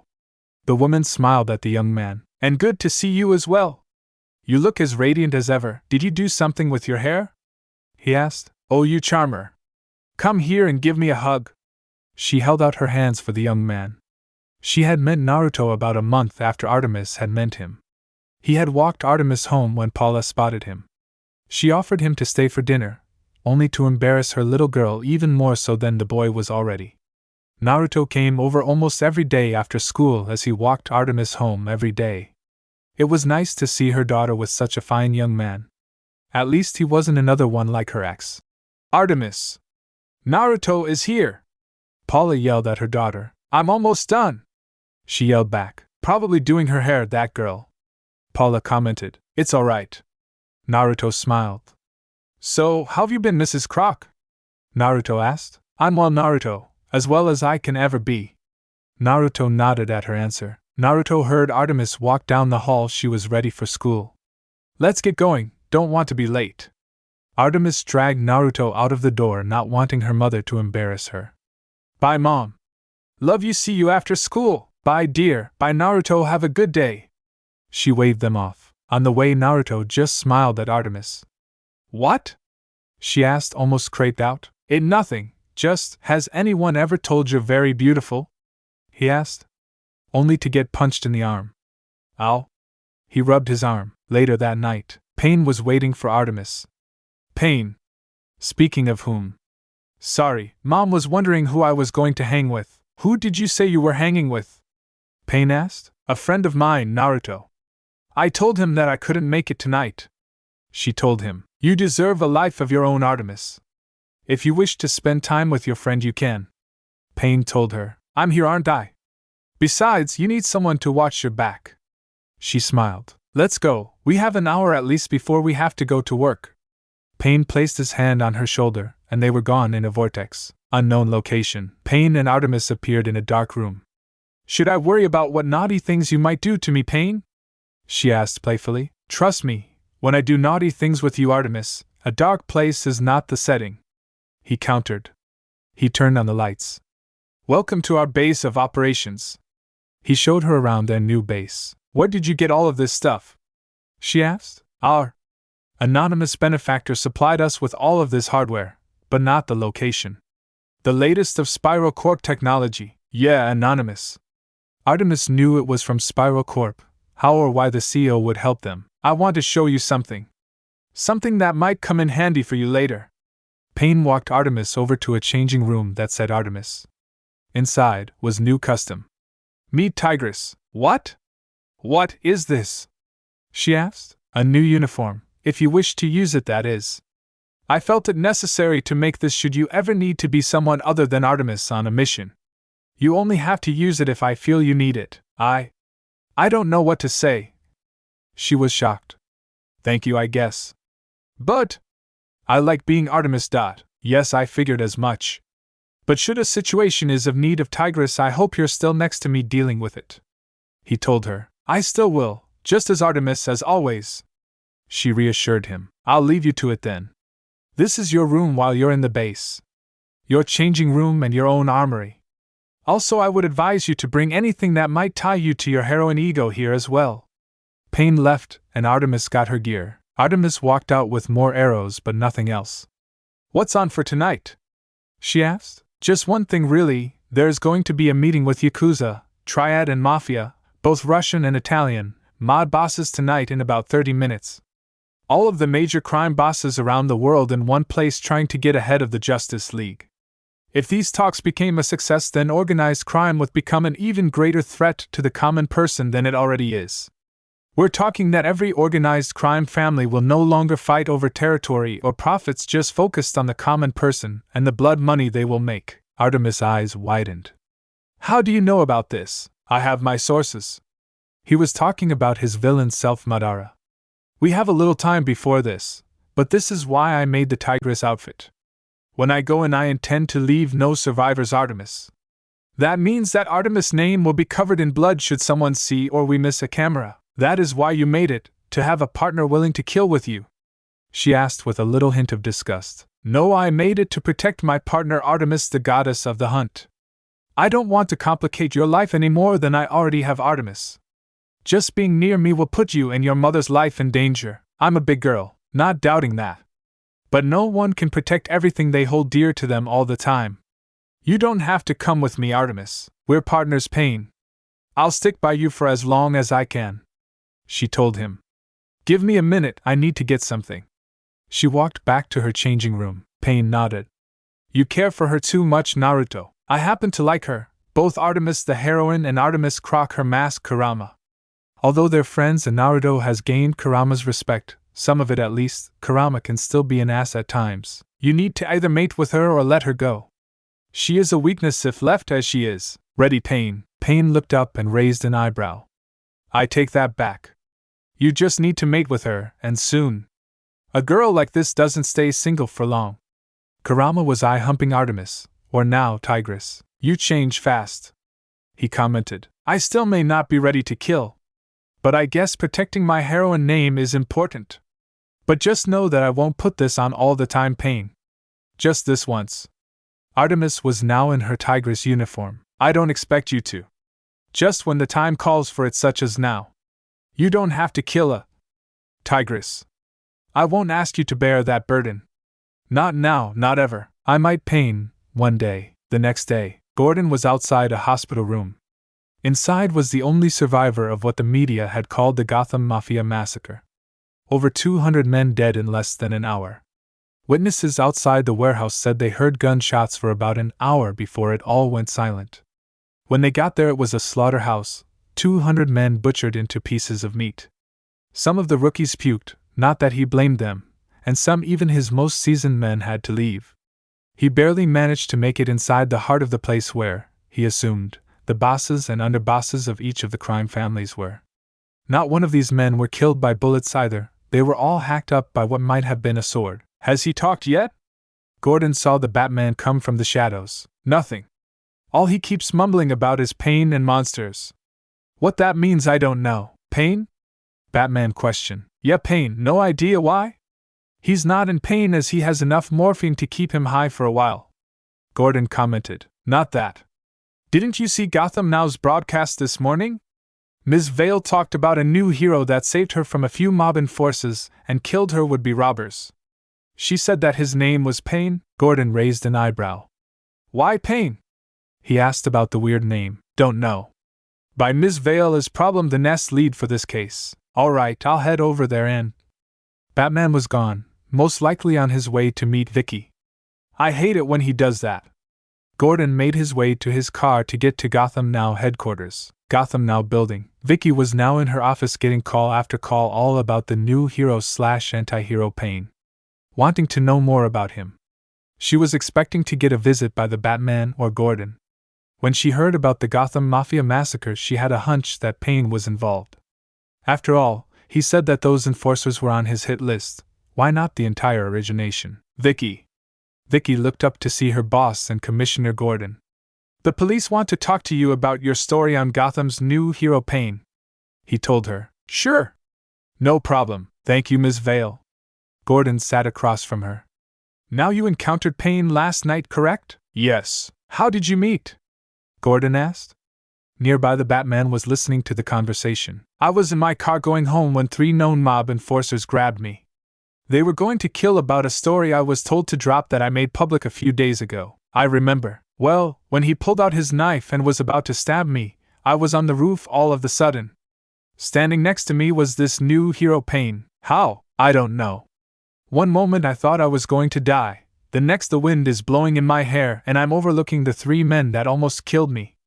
The next moment they're all dead. Did this Pain kill them? Yes, he did. She answered. Even though I didn't see him do it, he admitted that he did. She finished. Wait, you didn't see him do it? It happened so fast it was over faster than I could blink. He told him that they were on his hit list for some time and that finding them when he did was luck on his part, and mine. She said to him. I see. Could you describe any features? Or anything else about him? Gordon asked. Only his mask, really. He was wearing a hooded cloak, black and red, but his mask had a red eye hole but nothing else. His mask was orange, and it had a swirled design to the eye hole. Oh, he has this ability where he leaves by some sort of vortex. She told him. Gordon wrote it down. Thank you, Ms. Vale. I'll call you again if I have any more questions. You know where to find me, Commissioner Gordon. Vicky showed him out. When he left, she looked behind. She thought she felt someone behind her. She shrugged, never seeing the fly just up and puff. Watchtower. Batman just got to the water tower after he got a little intel on this Pain anti-hero. Batman. John greeted Batman. Is everyone here? He asked. Yes. We were waiting for you. Got held up. But might have a lead. He told him as John followed Batman to the meeting room. Inside was the entire league, the 30-plus members of the league. I thought the Batman was never late. Green Arrow asked sarcastically. I might have a lead on Madara Uchiha. Batman placed a small disc in his slot and a 3D image form of Madara Uchiha. As you all know, 8 months ago a giant tree appeared in Gotham. When Star Lab and Wayne Tech scientists tried to take samples after many failures, the tree protected itself by making a wood construct of a dragon. It kept regenerating itself no matter what Superman and I did to destroy it. Until a masked man, Madara Uchiha as he introduced himself as, came from inside the tree. All of the members nodded. After a small talk about his version of peace, we fought. As you all know how that fight ended. Again everyone nodded and some even shivered. Many even saw the Man of Steel out cold when the 2 space rocks formed from nothing smashed into him. However, recently a new masked man calling himself Pain has appeared in Gotham. A second 3D image appeared next to Madara's. What does this Pain have to do with Madara? Wonder Woman asked. Maybe nothing, maybe everything. But this is an image of Pain from last night, where he killed over 200 men in an hour. All known mafia. He showed them a small 1-minute clip of Pain killed 30 men. Anyone noticed anything? Not really. Superman said. Take a closer look. Batman zoomed in on his mask. Pressed play and slow mo. When it played out, everyone saw 2 things. His eye. Black Carney noticed that his eye was the same as Madara's eye. Also, the bullet went right through his head, yet no blood. Green Arrow also noticed. Yes. Both his eye and his ability of becoming intangibly are the same as Madara Uchiha. It is possible that both Pain and Madara are the one and the same. He has set up in Gotham and now is the prime suspect in over 300 mob killings-related killings just in Gotham only in the last 8 months. He is also suspected in 1,000 killings around the world with other known mafia, yakuza and other known crime originations. Many of the members murmured. How could he kill so many in only 8 months? I mean, he would need to be as fast as me to do it or be able to be in 2 places at once. The Flash said. He also stole from the Gotham Star Labs branch last night. That raised an eyebrow from Green Lantern. What did he steal? Hal asked. Unknown. All of the backups were zeroed out and the building destroyed. Superman cut in. Star Labs reports that it would take months before they can tell what was taken, so he kills mobsters and steals from Star Labs. So he's an anti-hero, it seems. Hawkgirl said. There is no such thing. You're either good or evil, no middle ground. Superman said. Many members agreed. I have a copy of Star Labs' recent files. I should be able to find what he took in a week or so. Batman said. Figures, always a step ahead of everyone else. Green Arrow said. It pays to be ahead of the villains, Green Arrow. Wonder Woman told the Archer. However, there is another purpose other than an update on this Madara and the possibility of him being Pain. Superman reported. Yes, there seems to be more and more heroes popping up around the world. A 3D world image popped up with many blue dots. And more supervillains. A lot of red dots came out numbering the blue dots. It seems we're outnumbered about 3 or so to 1. Flash said. Maybe. That is why we are to talk about expanding upon the League. First we vote on extending membership. Then, if we vote yes, we need to find every caudate possible to extend membership to. Batman finished. Fox Den. Fox Den? Really? Artemis asked. I happen to like Fox's Artemis. Should I have called it the Fox Goddess Den? He asked. She blushed. Maybe. Anyway, with this research from Star Labs that I stole. Artemis didn't like it but didn't call him on it. Stole. This should help with your archery. He pressed a few more buttons. And finished. Here, your new bow and quiver. He gave her new gear for her to use. Go ahead, try it out. I don't like the thought of using stolen tech, Artemis said, looking at her new gear. You don't have to. However, this technology would have been used for war, not to save the lives of innocents, Artemis. 2 wrongs don't make a right, she told him. Doing nothing about the first wrong makes you just as guilty as doing the wrong yourself, he countered. That is why you became a heroine, Artemis, is it not? You saw the wrong in this city and you wanted to do something about it. You couldn't stand by and watch, you had to act. If I didn't take this technology the second I learned of it, it would have killed millions over time. The human race doesn't need any help killing themselves. They do that just fine. Artemis couldn't dispute any of his points. Sorry, you have no need to be. What I did was wrong, I will not dispute that. Why burn the building? She asked. Felt like it, he told her. She gave him the look. Joking. Oh, you got jokes, huh? She elbowed him. Worth it. He was then slammed to the ground by Artemis' boot of feminine fury. And that was for looking at my ass. She went to the range. Still totally worth it, great view. Then he got a boot to the face. Was that still totally worth it? Kurama asked. Yup, I'm so proud, Naruto explained, after he got up, how Artemis' new bow and quiver worked. He got the idea from Marvel's The Avengers Hawkeye. Her new bow and quiver was like his, using all the different arrows. Flashbang, grapple, bomb, and all other kinds of arrows. Nice, fires better than my old one, Artemis said. Yes, but your old one is of nice make. Also, it has some other features. This button on your bow, when you press it, your quiver will be refilled with arrows. I like, she said, littering a target with holes. I sure hope so. Now let's get to work, Pain said, about 1 year after arrival. Now students, best behavior today, the teacher said to the class. Why do I have to be here again? Artemis asked herself. Oh, come on, Huntress. Artemis hates Naruto's new nickname for her. Naruto, stop calling me that, before I hurt you even more, Artemis warned. You could use a vacation from all of the homework and stuff, Naruto said to her, and ignored her warning. The class was in Washington, D.C., as their geology class was looking at some ancient crystal that was found a few years ago and was in the museum. Artemis had, somehow, managed to pay to go because of an anonymous benefactor. Cough, Pain, cough. She didn't want to go, but Pain insisted that she go. He said something would be waiting for her when she got back, so she really didn't have a choice. And this is the pride and joy of the museum. The jade crystal, a tour guide said, trying to sell it like a piece of merchandise. When Naruto looked at it, he was the most shocked. Kurama, is that what I think it is? He asked her furry friend. Who knows, it looks like it at least. But the one you had was destroyed. This one is most likely this world's crystal. It is emanating a chakra source similar to the one you destroyed. That settles it then. I guess I have to steal it. Can't let it fall in the wrong hands, Naruto said. You're starting to sound like a hero again, Naruto. Only a little. I have no care for this world's heroes and heroines. Steal it now, or later? Kurama asked. Boom! The front door was blown open by someone big. Now it seems.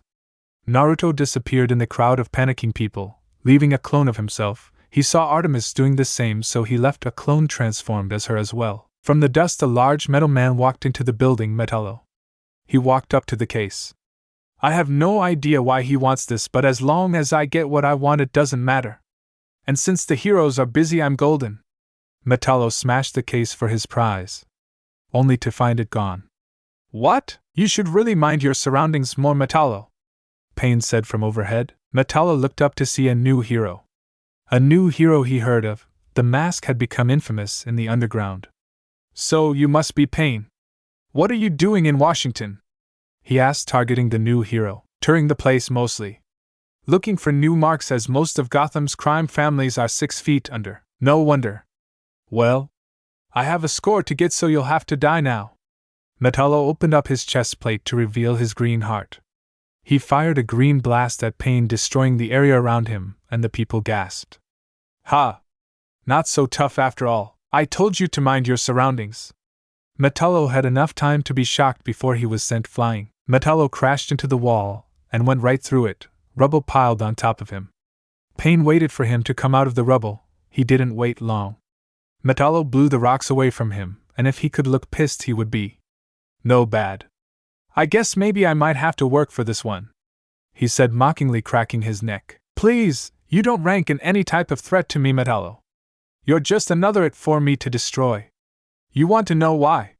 Pain asked the Metal Man. Oh, please tell me, Pain. I managed to go toe-to-toe with Superman. Metallo was getting annoyed by Pain, because you never learned to mind your surroundings. With that, the both of them heard a string being released. Metallo looked where he heard the sound only to be rewarded with 2 arrows, one in each eye. He was then shocked by them. Timber!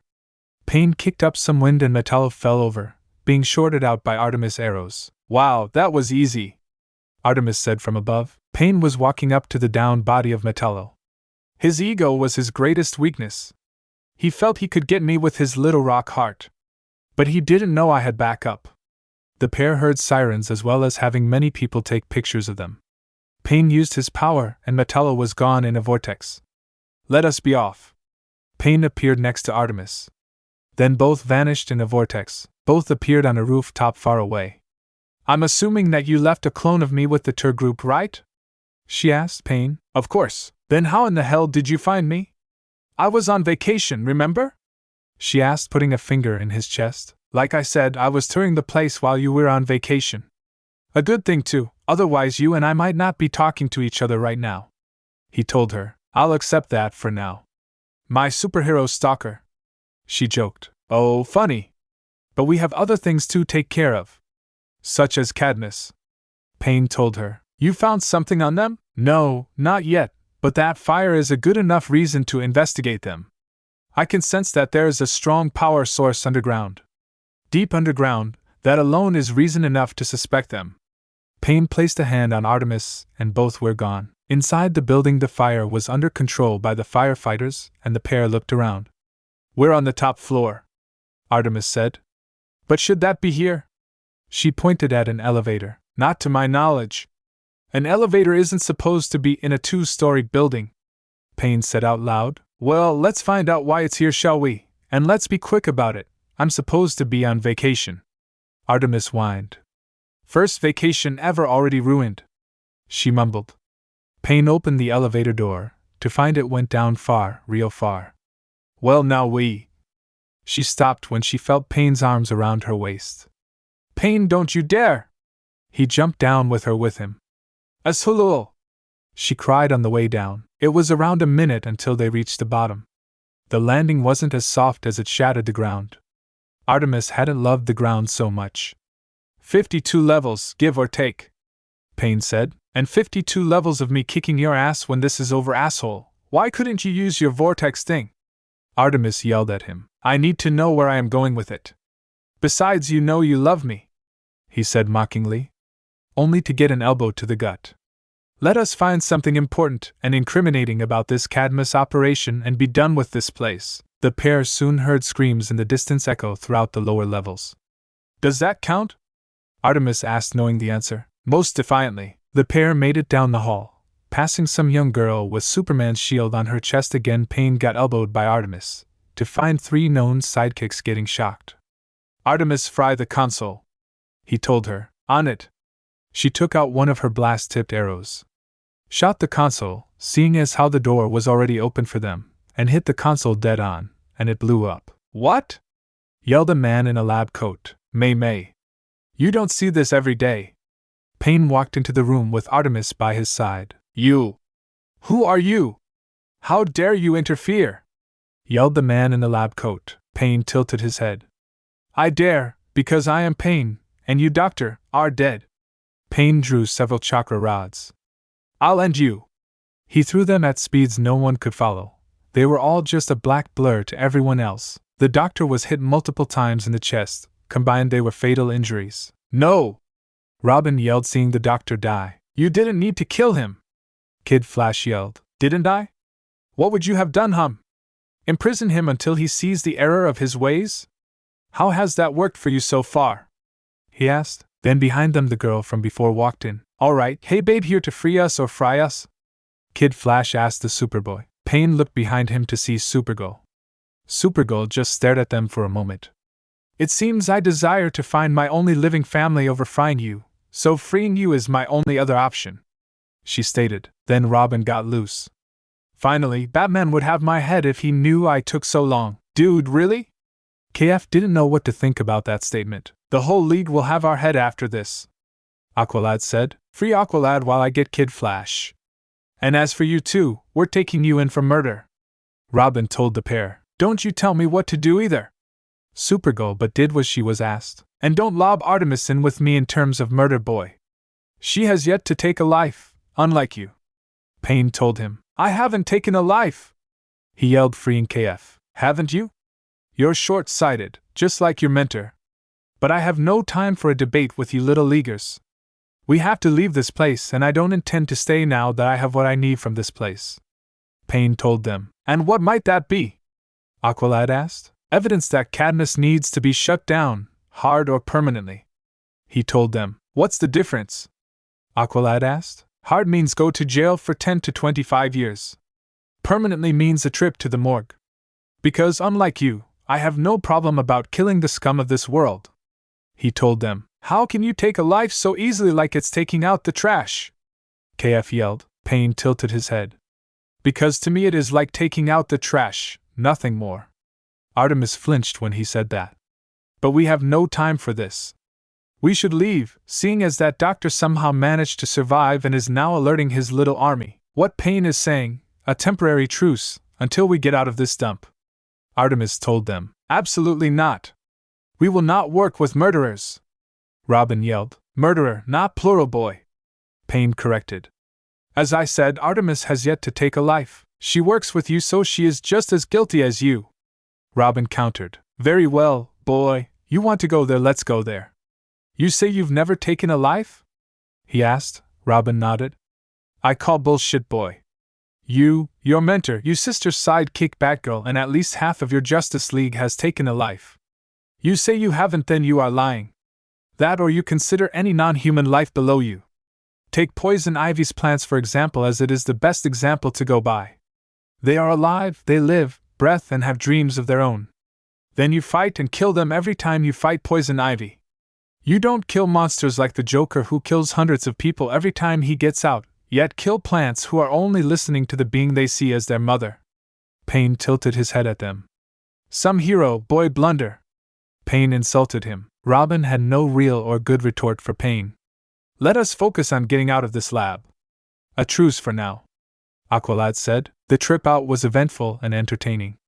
The group of 6 destroyed their way out of the lab and made it to the ground floor. That was fun, Payne said, somewhat impressed that the 6 of them made a good team, despite their ideals being so different. He was, however, worried about Artemis. She wanted to be a hero so bad she might want to join their little team. But he would cross that bridge when it came. We're free, KF yelled. No, you're not, the same doctor yelled. Oh goody. I get a second chance to kill you, Payne said. I will get you back in your cage. And as for the rest of you, I will clone and depose of you. All of you, he yelled while drinking some blue-looking vial. That can't be good, Artemis stated. Demand then turned into a hulkish blue monster in front of them. However, with their combined power, the 3 young heroes, 1 anti-hero, 1 heroine, and 1 somewhere in the middle heroine, managed to beat the mad doctor by dropping the building on his head. When it was over, the group reappeared in a vortex. I'll never get used to that, Artemis said with a shiver. That saved your life more times than years you've been alive, Payne stated. See the moon, KF said to Supergirl. Then, as if from the moon, Superman decided upon them. And Superman, see, don't we keep our primroses? He said excitedly. Payne and Artemis watched as the JLA descended upon them. Payne smiled a bit. Oh, this was going to be fun. However, he felt hope within Artemis. He could feel that she wanted to be like them. In every way. That was dangerous for him in many ways. He could have just left them with Artemis, but he wanted to let Artemis make her own choice, and he would still be there when she did. He noticed that the sidekicks were talking to Batman, while Superman was happy to talk to Supergirl, and she was happy to talk to family. I thought as much, Payne mumbled to himself. Results aside, we're not happy. Needless to say, you won't be doing this again, Batman ordered. Payne smiled. He's testing them. Clever little Batman, Payne thought. I'm sorry, but we will, Aqualad told them. Aqualad, stand down, Aquaman ordered. I'm sorry, my king, but no. The 6 of us forged something powerful here today, Aqualad said to Batman. 6? I know he doesn't mean me. We're ready to use what we learned from you, Batman. We even made 2 potential teammates along the way. Robin told Batman. Yep, they're talking about me and Artemis. Artemis I can see being with them, however much that will suck, but not myself and their little band of little leaguers. Why would we let them tell us what to do anyway? It's simple, get on board or get out of our way. Supergirl said. Payne looked at Artemis, and she looked back. He could tell what that look was. It was begging him to join them and let her join them. She's not meant for this life, it seems. Payne thought, depressed. How sad then. She was a great mate matchup for you, Kit. All well, you'll find others. Or she'll learn the error of her ways and rejoin you, in time. Kurama said to Payne. This is your choice, Artemis. I will not judge you or think of you any less as a friend if you do join them. He told her in a reassuring manner. She nodded and walked, hoping that he would join her. I wish to join as well, if you'll have me, Artemis said. She didn't want to sound as desperate as she was. Hey, the more the merrier. It's always nice to have another girl on the team, KF said. Smooth kid, Robin said. And what about you? Black Carney asked the loner in the back. Everyone turned their head to Payne. Payne saw the look in Artemis' eyes. The look that said, please Payne, join us. What about me? I have no intention of joining a team that is affiliated with the Justice League in any way, shape, or form. Batman narrowed his eyes. I take it you're Payne, he announced. That got every JLA member on guard. Indeed I am. I am Payne, Payne said to him, putting a little more power into his voice for effect. And why not? This is a chance for you to be a part of something greater than yourself. Black Carney tried to reason with the young man. I was a part of something greater than myself. When that was taken from me, I forged something that is greater than me.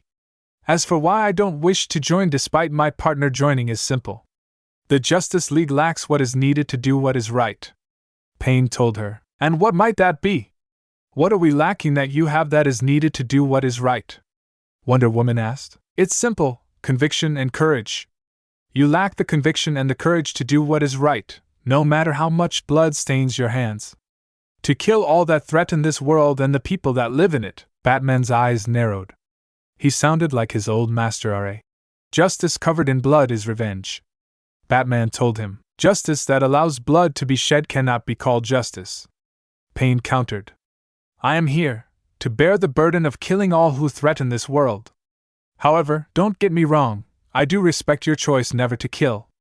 All of you, it is harder to not kill than it is to spare the life of a murderer. I did that myself once. Naruto thought of Pain, Nagato Pain, and some time ago.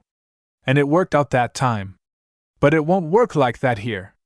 You no longer need to bear the weight of the people whose lives have been ruined by the monsters in the dark, Pain told them. But what about you? This is your chance to be better. You no longer need to shoulder your burden, Artemis pleaded. Pain looked at her. This world is covered with monsters, infested with beings of evil. In order for the people to be safe, they need a monster willing to kill its own. I will be that monster. I will be what the people fear in order for them to be safe. I will kill all who threaten them and cover myself with their blood so no one else will have to do it, Pain said. Let's say you succeed. If you manage to kill all of the monsters in this world, then what happens to you when the people no longer see you as a protector but a monster? Huntress asked. Then you Justice League will be there to put me in prison now, won't you? He told her. It is something I already planned for, like how Batman is planning on the best way to take me down right now with everyone present and their powers. Pain said, looking at Batman. Why does it have to be you? Artemis yelled. She knew how this was going to end. They've had this conversation before. Why can't you have your own life? Away from all this bloodshed. Pain looked at her again. I am glad that I've met you, Artemis. Meeting you gave my life some form or normalcy. But this path was set for me before I was born, as a child of prophecy. Pain looked at all of them. But I choose on how I will accomplish my prophecy. No one, not fate, not gods, no one tells me what to do. We will meet again. I wish you luck with your new team, Artemis. You're always welcome in the Fox Den. Pain vanished in a vortex. Batman didn't like him for a second. He wondered just how much Artemis knew about Pain, but he wouldn't push her now. Their bonds were stronger than the bonds she has with his soon-to-be new team. 1 week later, Pain was in the Fox Denver. He and Artemis hadn't talked for the last week and he knew why. He went up to his computer and typed in a few commands and pressed enter. He smiled at the list before him. Elsewhere, alone in the dark, a young man with a skull-like mask with a red X had just finished beating up some small-time night watch guards and tied them up. "Come to Daddy, beautiful," he said to a gem. Then his cell rang. "What now?" He looked at it. "Damn it! This better be what I think it is." He looks at the gem. "Next time, sweetness." He left, leaving 4 bewildered guards. In another place altogether, a young woman was typing things into a computer, downloading files at GB speeds. Her cell went off. She looked at it. She withdrew the flash drive left via window. In the dark deeps, another young woman had her cell go off. She looked at it and vanished in the darkness. Fox Den. Payne waited for his new team to meet up. Seconds later, 3 people came in with different means. One looked around.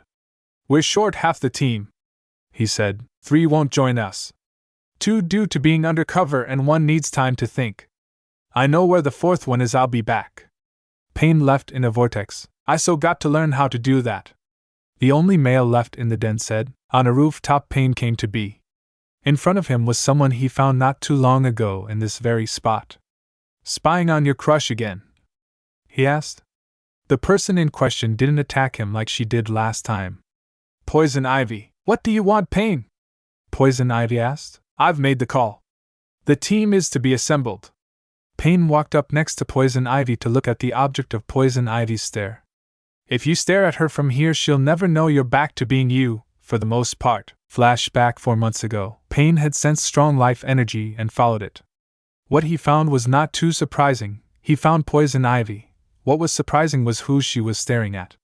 "You know, if you stare at her from afar, she'll never know you're back to being you." Just then a branch came from nowhere and attacked Payne. But Payne just stopped it with his own power over nature. The young woman was shocked. "How?" she asked. "I'm a man of many talents. Like you, I too have power over plant life. After all, my world tree is proof of that," he told her, pointing at Gotham's world tree. You created her?" Ivy asked, looking at the marvel of life before not too far from her. "Yes. It was hard as I was drained from battle. But the world tree is my creation," he answered. He knew that he could win her over, proving his powers of and compassion for nature. Poison Ivy smiled. "Have you ever thought about expanding?" she asked with some seduction in her voice. "Yes, I have, but not the way you're thinking." Payne walked up next to her, not fearing what she might do to him. "I am thinking differently than you. But that is not why I am here," he told her. "I am here to see you honestly." "See me? For what purpose?" she asked suspiciously. "Would you believe me if I said I was here to help you?" he asked. "No. No one helps me out of the goodness of their heart. There is always strings attached." Ivy sneered at Payne. "Yes, most would. My only request is that you listen to what I have to say," Payne told her. Ivy looked at the man before her. "Why should I even listen to anything you have to say?" she asked. "Because I am the only one that cares for this world, as much as you do. I know a place where we can talk."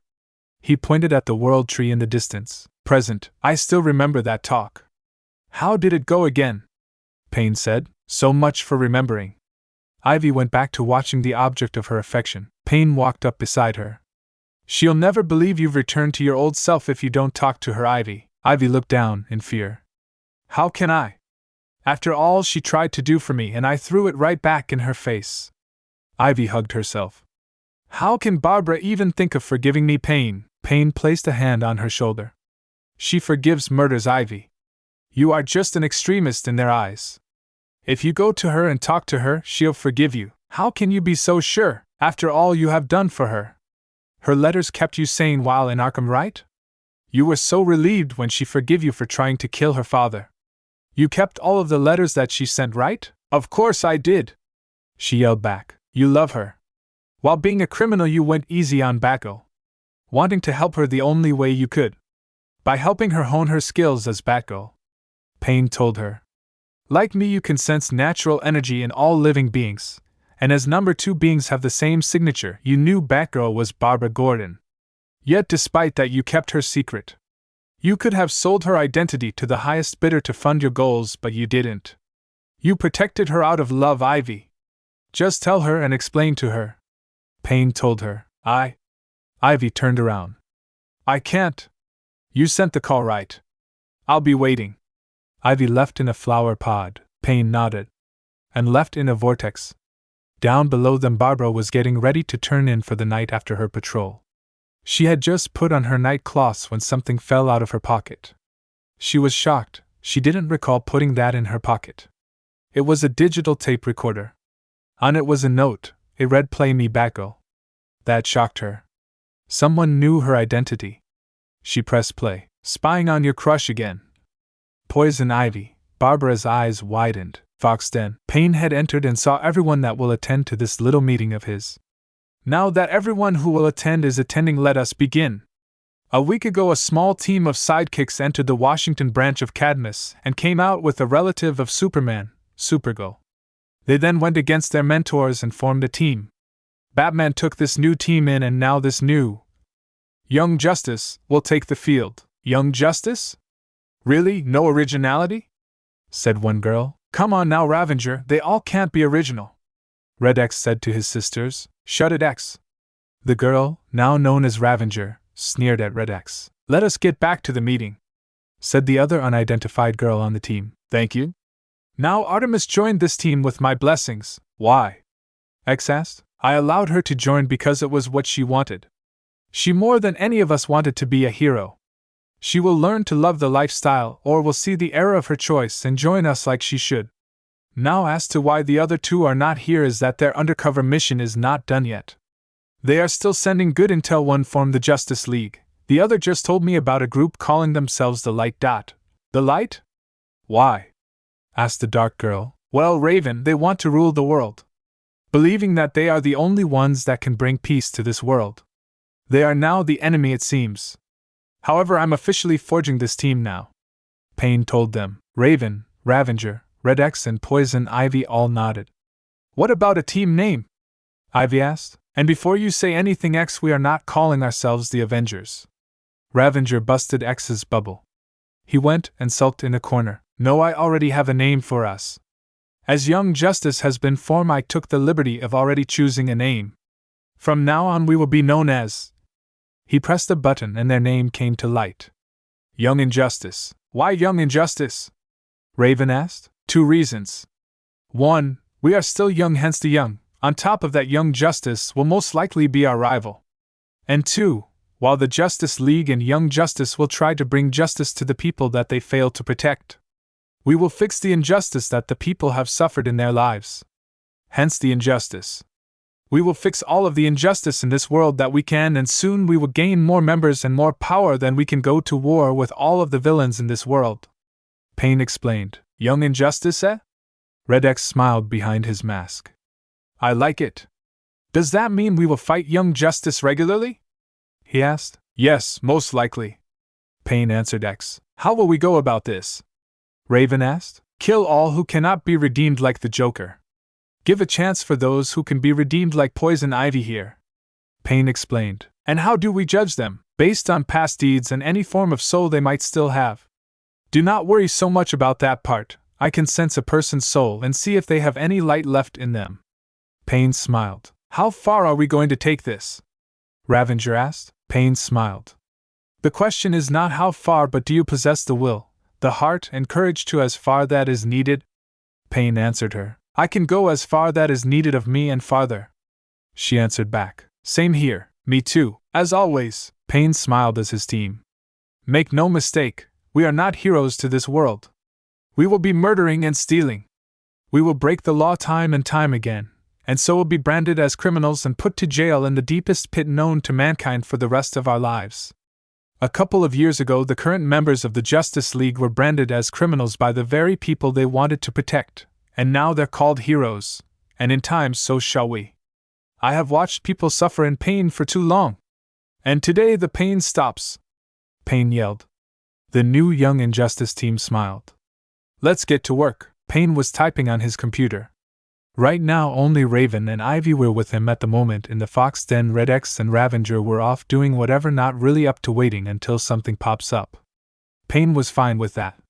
It hadn't been long since he forged his Young Injustice team. His spies were still sending him intel, and one thing that was sent from his villain spy was interesting. He was expecting a call any day now.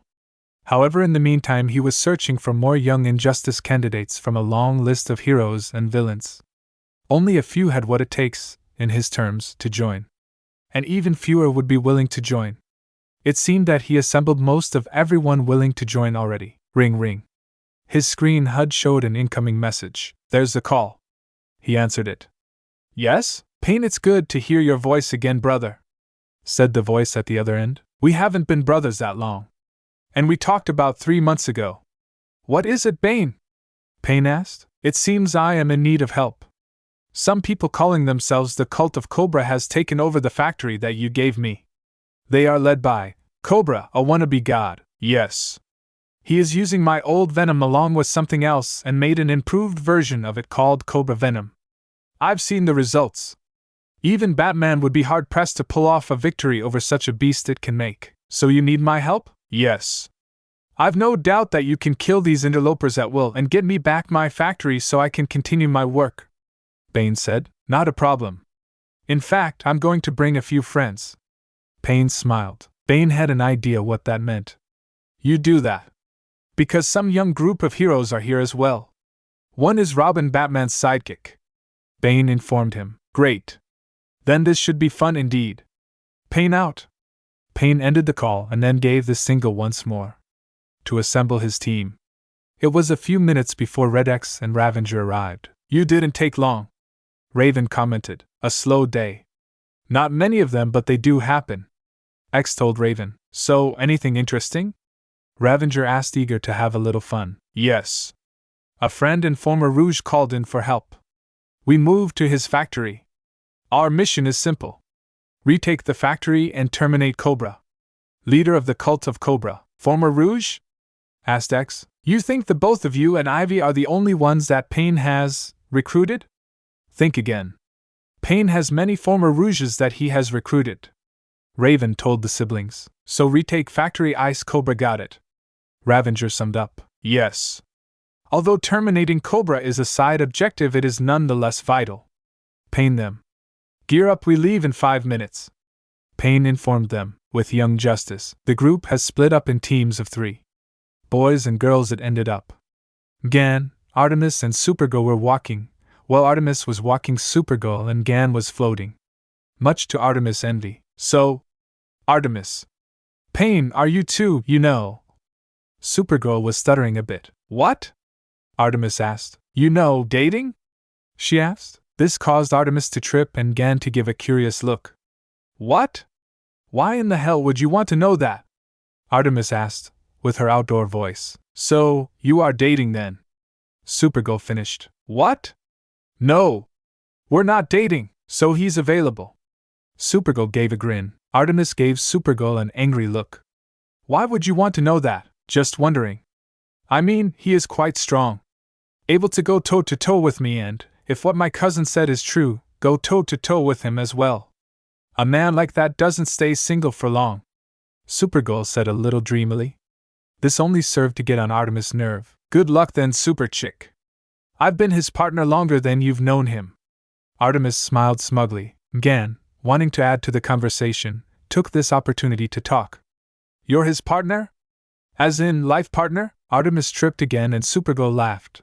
Gan was kinder. She helped her up while giggling. "I really hate you," referring to Supergirl. While the girls were having girl talk, the boys were as well. "Sort of. So what do you think the girls are talking about right now?" Robin asked Kid Flash. "My awesome moves, of course," KF boasted. "The mission," Aqualad interjected. "Like we should be." "Ah, you're no fun, Aqualad," KF said. On the far side of the island, black energy came up from the ground. When it dissipated, 5 figures were revealed from it. "Man, that black magic stuff gives me the creeps." He was then elbowed by Ravager, who pointed at Raven. Her look said it all. "But still cool though." He tried to recover. "Smooth X, what's the plan?" Ivy asked. "We find Bane first. From there we think up of the best way to terminate Cobra and his followers and restore Bane's factory to him." "Simple enough," Payne told Ivy and his team. And what of this young justice team said to be here already? Raven asked. Payne took a second to answer. The only leeway they had was Artemis in any respect. Deal with them in a way that prevents them from messing up our objective if needed. I don't care why they are here for, because whatever the reason it will interfere with our goals. Payne told her. Sweet, so we can fight them, right? X asked hopefully. Only if needed. Payne answered X's curiosity. But for now. Bane, he is working on something very important, and if he is delayed any longer I'm going to be very upset at Cobra. Payne led the way. X smiled behind his mask. I'm likening this gig more and more every day. Ouch. X got elbowed in the gut again thanks to Ravenger. Young Injustice wondered for a few minutes before they heard Bane. He was tied to a tree along with his hired lab assistants. What are you doing here, Bane? Robin ordered the imposing man. Payne looked from a tree. He saw Bane, and he could feel his smile. Think Dark Knight Rises Bane. Best Bane ever. And why should I tell you that, Robin? You are no Batman, otherwise you'd be able to figure it out yourself. Bane said to Robin. Should we intervene? X asked Payne over their radio. Sure. But let me go in first. They'll tunnel vision on me and not expect any of you. Payne informed the team. I could always read your mind, Bane. Gan stepped forward, formed the trees. Supergirl and Artemis followed close behind. Oh, good Miss M, you're here. Read Bane's mind so we know exactly what happened and what's he up to. Aqualad told the Martian. Don't bother. That won't work. Artemis told him. Indeed it won't. Of course you would know that, goddess of the hunt. Bane said out loud. Robin looked at Artemis. You know Bane? How? Robin asked Artemis. Not directly. I know him through Payne. And he too loves to call me that. It's annoying, Artemis said. Bane chuckled. And why would my mind reading not work, Artemis? Gan asked. Because he had a little help from me. Payne used his vortex to enter the little clearing. I gave Bane the ability to withstand any type of mind reading. After that, Bane and his men were cut loose. What? You think I'd remain idle, boy? I have more training than you, boy. Bane told the boy Wonder. Bane's men ran behind Payne to the forests. So what? It's 6 of us and only 2 of you, Kid Flash said with a little bit of confidence. Don't you moron? Payne has more power than the Justice League. What makes you think that the 6 of us can take him? Artemis said, trying to not end this in a fight. She knew Payne had the power to whip all of them off the face of the earth. She was the only reason he wouldn't. She hoped. Smart girl. She remembers what you taught her brother. Bane commented. It's not that. She wishes to protect her new friends. A wise move, but fear not, young Justice. I am not here for you, Payne told them. And why should we believe you? At least Artemis is trying to change for the better, but you just threw it back in our faces back at Cadmus and are still going on about killing all that you deem unworthy to live. Robin yelled at Payne, still ready to strike at a moment's notice should Payne attack them. Hey! Let's not fight, we're here for the same reasons, right? Supergirl got in between the two. Yeah. I mean, this one event drew us all here. So maybe.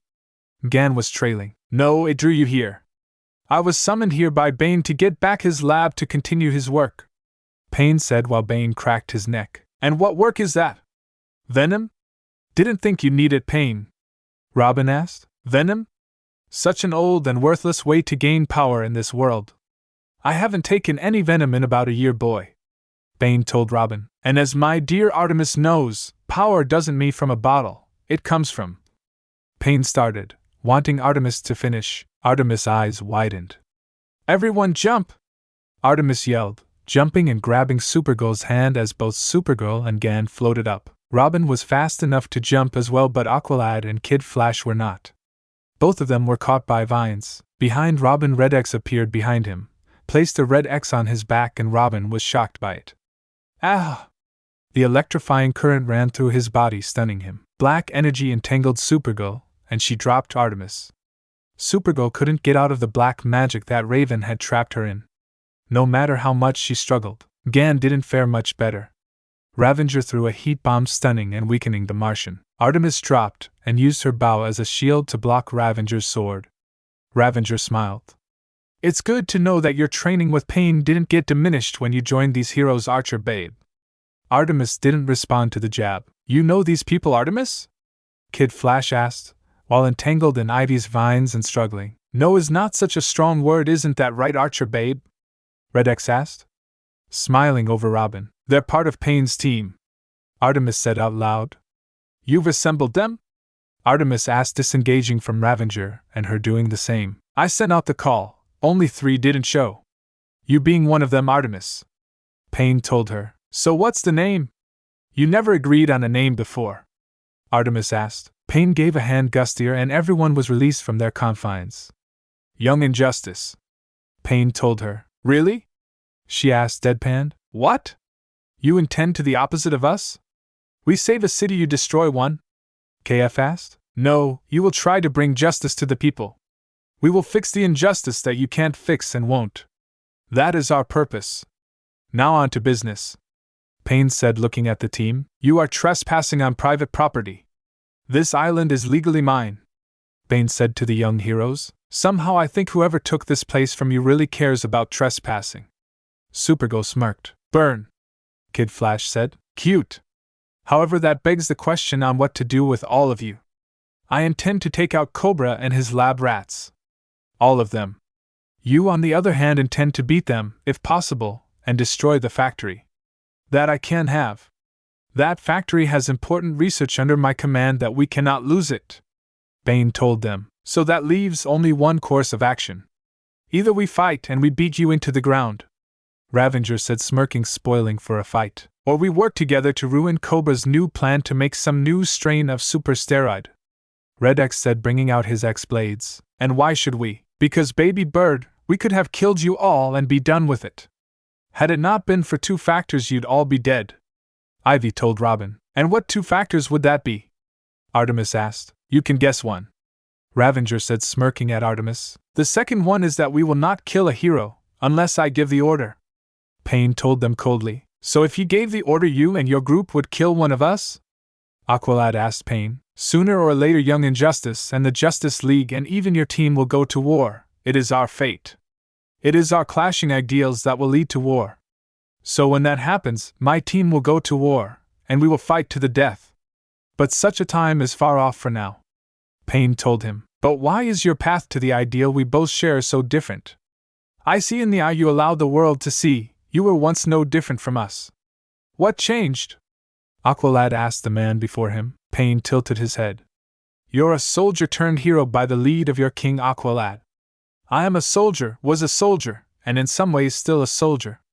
When I fought for my world, we fought monsters, living monsters, but monsters nonetheless. Our mission, win at all and any cost.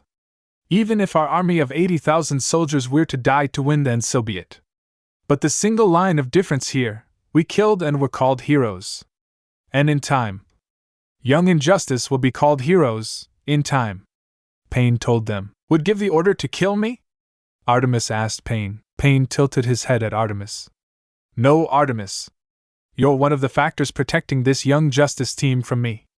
But we are off topic enough as it is, indeed. I am already behind on my project and these interlopers are not helping any. You can do 2 things, Young Justice. Either help Young Injustice get rid of them by any means, or get off my island now. Your choice. Payne gave them the my way or the highway option. All right. Artemis spoke up, not wanting the 2 sides to fight. We'll help, but we won't kill anyone, Payne. Payne was smiling. You could just tell we were. And I don't expect you to. The only one with a kill order on him is Cobra. All of Cobra's lackeys are not worth the effort to end their lives. Will that suffice? Payne asked the Young Justice team. No. We will not be part of anyone killing. We will not allow you to kill anyone, Robin told Payne. Could you stop me if I was going to do the finishing blow on him? You allow madmen like the Joker to kill on a weekly timetable. What's the difference here, boys? Now's not the time for a pissing contest. Supergirl cut in. She's right. The longer we argue, the more of whatever Cobra is doing gets done, Gan told them. Payne smiled. Smart girls. Payne didn't like this. But it would seem Cobra got one more day to live after today. Lucky Cobra, it seems. In the interest of ending this debate. Young Injustice, no killing tonight, Payne told his team. Too bad. I was looking forward to seeing a mounted cobra head over our fireplace. Red X joked. You're sick. Kid Flash said to X. Not really. I was nothing more than a thief until Pain found me. X told him. Not I got a new calling now, kid. Pain decided to end it. Enough, we have no time for this. Our objective is simple. Take out Cobra's men. Retake the lab, and in the hero's case, capture Cobra. Pain summarized. We need to know what these guys are up to as well. Gan told Pain. No need for that. For we already know. Bane told the Martian. Then care to fill us in? Aqualad asked. Bane looked at Pain for he would answer. Pain nodded. They are making a new type of venom. One that has permanent effects on the body unlike my old venom. Although it is unrefined right now, it can give your mentor Batman some trouble. Because unlike my venom, there is no off switch. Bane told him. Supergirl noticed something and was talking with Mgan mentally. How did he know that Batman is our mentor? Don't know. You don't think Artemis told Pain and he told the rest of you? Mgan asked. I don't think so. Artemis seems to be on our side of things and wants Pain to join us. To get away from his bloody path. Supergirl said back to Mgan. So, how do we do this? Supergirl asked Aqualad. Aqualad looked at Pain, not wanting to cross him. Do what you intend to do, Aqualad, as we should coordinate our efforts. We should identify key points of this little operation, then take those out. Supergirl told them. I like girls who are smart. Yes, that would be the best course of action. Bane, what are the key objectives that we need to take out? Pain asked. The 4 objectives are simple. The first is to retake the lab, undamaged. Bane said. Ivy, you handle that. Pain told Poison Ivy. Robin, you and Kid Flash assist her. Aqualad told them. But, Robin, you know Ivy's skills better than anyone. If they do betray us, you'll have the best chance to survive and escape. Aqualad told Robin. Robin couldn't argue with that logic, so he just nodded. Besides, I know what you intend to do with that factory. Aqualad told Robin telepathically. Robin again nodded, grinning. Pain didn't like that. Bane, you wish to have a rematch with that experiment mammoth? Of course, brother. Bane smiled. Then it's yours. Raven, help him out with your magic. Your magic will give Bane the edge he needs. Pain faced the dark magic mistress. Of course. His eyes glowed for a moment. Miss Martian, Supergirl, help Bane and Raven with Mammoth. Your combined strength of mind and muscle should be more than enough to deal with him. Sure thing, Aqualad. Supergirl smiled, punching her palm. Not a problem. Miss M said. Ravenger, XU2 will handle the cannon fodder of the cult of Cobra. Bruise and break, don't kill. Pain acted like saying the last words was a chore. Artemis, do you mind working with old friends? Aqualad asked. No. Artemis said, glaring at X and Ravenger.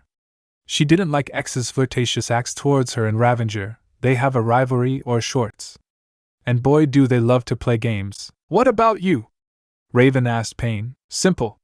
Cobra is mine. I won't kill him today. But I still need something for my fireplace. Pain said. Then I will assist you. Aqualad stepped up. After all, as leaders, we must set an example to our teams. Pain tilted his head. Wise words from you, soldier. Very well. We shall face Cobra together. But support me, Aqualad. I know how to deal with his type of ilk, as long as you keep your word and not kill him. Aqualad told him. I already said I won't. Now let's get this over with. Young Injustice, Young Justice, go! Both team leaders yelled at once. Both teams ran to their mission operation area. Ivy, Kid Flash, and Robin were first. Ivy smiled. Plug your nose, she told the boys. Soon the factory was filled with brown gas. Poison gas? Kid Flash asked as Robin handed him a breather. No. Sleeping gas. As Pain promised not to kill anyone. That's why he sent me, to make sure there was no damage to the factory. Soon after that, everyone was dropping. They'll be out for a few hours at least.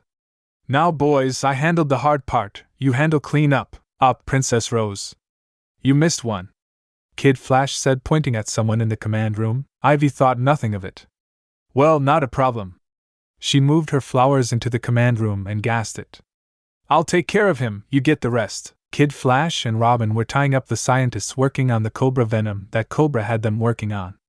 Ivy came down and tossed one more body for the pile. You're going to make us tie him up too, aren't you? Kid Flash asked. Well, a gentleman always helps a lady. Ivy smirked. You're no lady. Robin commented. Oh, how rude. Ivy huffed. Pain, factory clear. Ivy said over the comm. Good work. The other teams are engaged as well. Stay put until further orders, Ivy, with Artemis X and Ravenger. Using stun arrows, the archer babe? Ravenger asked with a grin. Artemis glared at Ravenger. I don't use stun arrows. Never have. Good. I was afraid that you've gone soft. X told them, readying his own weapon of choice. They got the signal. That's the signal. Let's play. X brought out his X-blades. Not too far away, Bane and his group were in position near Cobra and Mammoth. This should be cake, Supergirl said with a hint of arrogates. Arrogates does not become the Lady of Steel's Supergirl. Raven told the Mistress of Might. Twice the pride, double the fall, Supergirl. Know the lesson now before it is marked into your skin for life. Mine is, Bane said, pointing to his mask. How did it happen? Gan asked. A very old scar, with a life lesson attached to it. Bane told her cryptically. I see, Gan said with a little low tone. Supergirl also took heed of his advice. That's the signal. Let us take Mammoth and erase him from Payne's battle plan, Bane said. You said that you wouldn't kill. Supergirl gave a warning voice tone. We won't. We will just beat him until he can no longer move, Supergirl. Not kill, Raven reassured her. Now then, Supergirl will support me directly. Raven and Miss Martian, use your mind and magic to support me from afar. That should be more than enough to deal with this monster of a man, Bane told them. Not too far from them and overlooking Cobra were Payne and Aqualad. One last question before we begin, and that would be, Soldier? Payne asked. What did make you stray from the path that would make you a hero? He asked. Payne didn't need to think about it. In my world, I am a hero. You kill, you become a hero. My ideals and the ideals of a whole world and the clans that started that world and within me. I am the last of the Uchiha, Senju, and Uzumaki clans. The last one of my kind. So powerful, so hated and feared. They were monsters, in a world of monsters, and that is all I have to say. I see. I understand, if only a little. Aqualad got the hidden meaning among his words. Payne looked at him eye to eye. You could never understand me. Let us begin. Artemis started. She fired an arrow at the center of 4 guys with guns. They all looked at the arrow, getting close like standard paid henchmen. What the? Bad move, boys, Artemis said, pressing a button on her bow. It sent a current of electricity through their bodies. They never had a chance. 4. Artemis was already ahead. We've only just begun, with Bane and his group. Cobra! Bane walked out of the forest in plain sight of Cobra as his minions were loading something in the chopper. Bane. One would think you would lick your wounds and crawl away like a wounded animal. Cobra grinned at Bane. A weaker man might have, but as you know, I am not a weak man.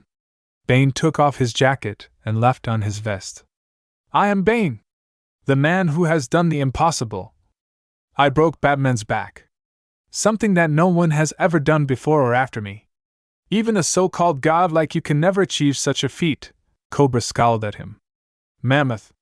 The giant man Mammoth came to his master's side. Crush this insect. Mammoth smiled and advanced on Bane. It is a shame that you're the way you are, boy, but I am not the one you should be looking at right now. As soon as Bane said that, Mammoth was blindsided by Supergirl. It should be the blonde Supergirl that has been itching for a fight for the last hour. Bane then rushed Mammoth while he was down with Gan, Supergirl and Raven close behind him. Cobra! Cobra looked at the figure emerging from the darkness of the forest. Payne, it's been a long time. Cobra smiled. Yes, too long. I'm looking to complete what I started 8 months ago, Payne said to Cobra. And add yet another scar on that ugly mug of yours. Even a god must stoop to conquer. Gods don't bleed, Cobra, and you are no god. Then let us begin, Cobra said, taking off his robe. He was blindsided from behind by Aqualad. You never did learn to mind your surroundings, Payne said to Cobra. Artemis fired another arrow at on-cult member. It shocked him and 3 guys near him. 18, 14, 15, 16, Ravenger said, knocking out 3 more cult's members. 11, 12. 13. 14. 15. X yelled, trying to catch up with the girls. Artemis looked behind her when she was out of arrows. X and Ravenger smiled when they saw that, thinking this game was theirs. Artemis heard one more cult member rush her, however she wasn't Payne's partner for the better part of a year for nothing. She flipped a switch on her bow and it was split in 2 pieces. A small sword was hidden in the bow and she cut the man and he was stunned. She smiled. 20. Both X and Ravenger grumbled. Crash BM. Mammoth was trying his hardest to hit Bane, but with Raven's and Gan's help Mammoth would have a better chance of stopping the sun from rising. Gan would lift Bane while Raven would steady him with her magic. Mammoth grew angrier by the second. He rushed Bane once more only for the girls to lift him away from harm's way. However, Mammoth might have missed Bane, but Supergirl didn't miss Mammoth, as with her speed and power along with Mammoth's own momentum, Supergirl's fist slammed into Mammoth's face. A few of Mammoth's teeth were knocked out as well. Then, as a finisher, Bane brought down his own fists on Mammoth's head, using Raven's magic to enhance the hit. It knocked Mammoth into the ground. Boom, leaving a nice-sized crater. Is he out? Raven asked, floating down along with Gan. Must be. Did you see what her just took right now? Supergirl boasted. Just saying. Raven finished. He's out. He's currently dreaming about pizza and cake. Gan told the group. They just sweat dropped. Cobra and Payne were engaged in hand-to-hand combat. More like Cobra was and Payne just dodging out of the way. Cobra was in no way a threat to Payne. All he had was some skill with no power to back it up. In fact, at his full power there was few that were a threat to him. Why don't you fight me seriously? Cobra demanded. Such a task is beneath me. You are beneath me, Cobra. All you have is hand-to-hand combat, and let your minions do the rest. You have no real power or even skill for that matter. Unlike Deathstroke or Batman, mere men, you are no threat to me. Cobra didn't like this, nor Payne, for one bit. Besides, my work is done. This so-called fight is over. What do you mean? He was then hammered by a water hammer from Aqualad. This is what I mean. Payne lightly tossed an electrified kunai at the soaked body of Cobra. Cobra's screams could be heard throughout the island. Music to the ears of Bane. Not much of a fight. Aqualad said to Payne. If a maggot such as him was any type of fight for one such as I, then my power has truly waned. Payne told him. Let us regroup, he won't be getting up anytime soon. Aqualad nodded as the pair moved to where Artemis, Ravenger and Red X were finishing up. The other teams were also heading to their location. Artemis was setting on some random guy she had knocked out. Ravenger and X soon met up with her. Final count. 27.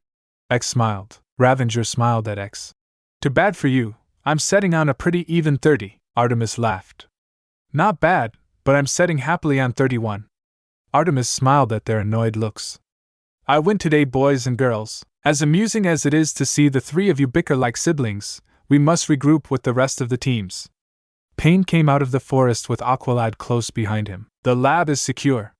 Ivy came from the ground in a flower pod while Robin and KF walked there. No need to wait on us, brother.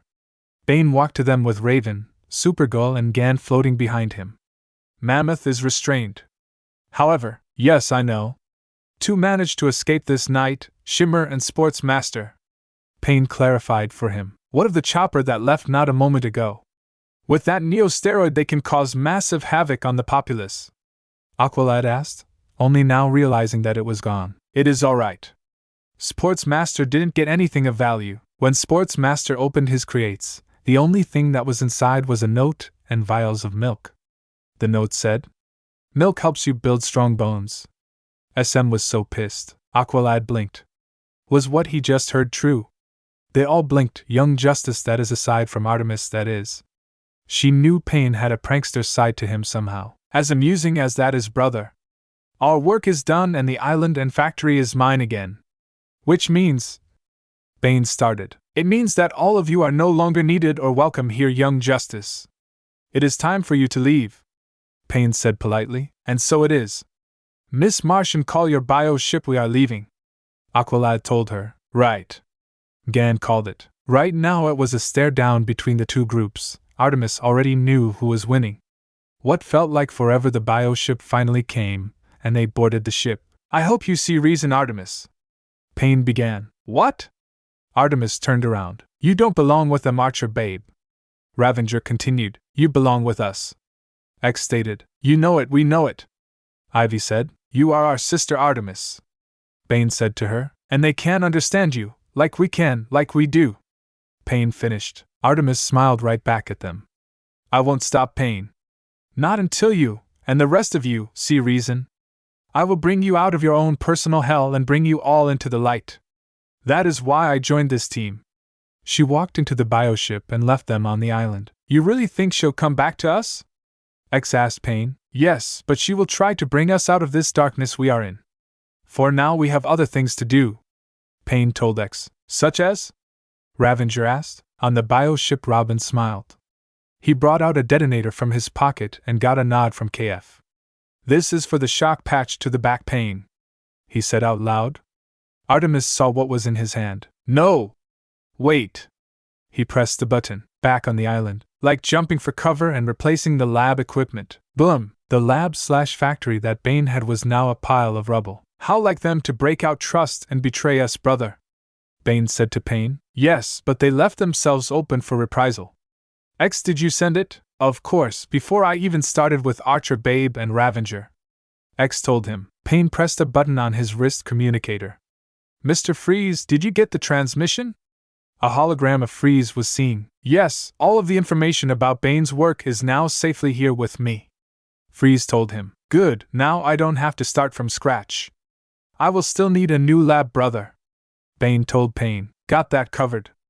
I'll have a replacement for all of the equipment that Robin and Kid Flash destroyed by this time tomorrow. Pain reassured him. For now it's time for us to go. Take this time to rest, Bane. In a vortex, young Injustice was gone from the island. Brother, you forget, this is no shelter here now that the lab is gone. Almost as soon as she finished that sentence, a wooden mansion-sized house came from the ground, more than enough room for him and his workers. I stand corrected, Mount Justice. You stupid fool! Artemis yelled, and beat Robin. You moron! Do you have any idea what you've done? Artemis yelled at Robin. Yeah, I've stopped Bane and Pain from making any more of that venom. Robin replied. Dumbass! Bane hadn't juiced up on venom for almost a year now. I don't know what he was making, but I do know it wasn't venom. But you've pissed off Pain to all holy hell, she told him. I sure hope so, Robin replied smugly. Only to get slapped by Artemis. Off to the side, the rest of the team were watching. Should we stop this? Gan asked. Why?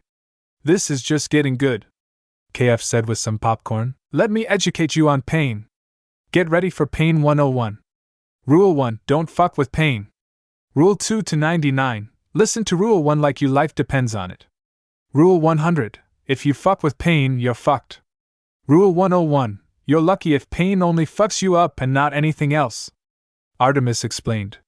Hell, I'd rather piss off Batman 100 times over before I even think about pissing off Pain. He can't be that bad, Kid Flash said to her. I mean, who would want to piss off the Dark Knight? He's not that bad. Artemis started. I'm worse. The group jumped when they all heard Pain's voice in the main hall. Pain! The group yelled. Pain, please. You have to believe I had no idea that Robin or Kid Flash would torch your lab. Artemis pleased to protect Robin's skin. How did you get here? Aqualad asked, hoping that Artemis didn't rat them out. I followed you. It wasn't hard. Artemis slapped her forehead. She got it. How did he follow us? Supergirl asked Artemis. He can sense a person's natural energy. A person's life force. He knows mine by heart. Correct. Now then, on to why I'm here. Robin, you torched my lab. Allow me to return the favor. Pain moved his hand over the center of the room, and the monitors came to life. In Gotham, one of Wayne Tech's labs was destroyed tonight. It is not known what caused the fire, yet miraculously no one was hurt. The monitor cut off. You took my lab, I took one of yours. Why'd you do that? Bruce Wayne is innocent in this. Robin yelled. Don't give me that. Dickie. I went easy on you this time. But know this, cross me again and the results will not be pretty for you. Pain was once again gone in a vortex. I'm gone, good night. Artemis walked to a Zeta tube. Oh, and Robin. Don't come crying to me when you don't know what asshole your shit is coming out of when Pain gives you a dozen or so options to choice from. She left through the tube. Chapter end.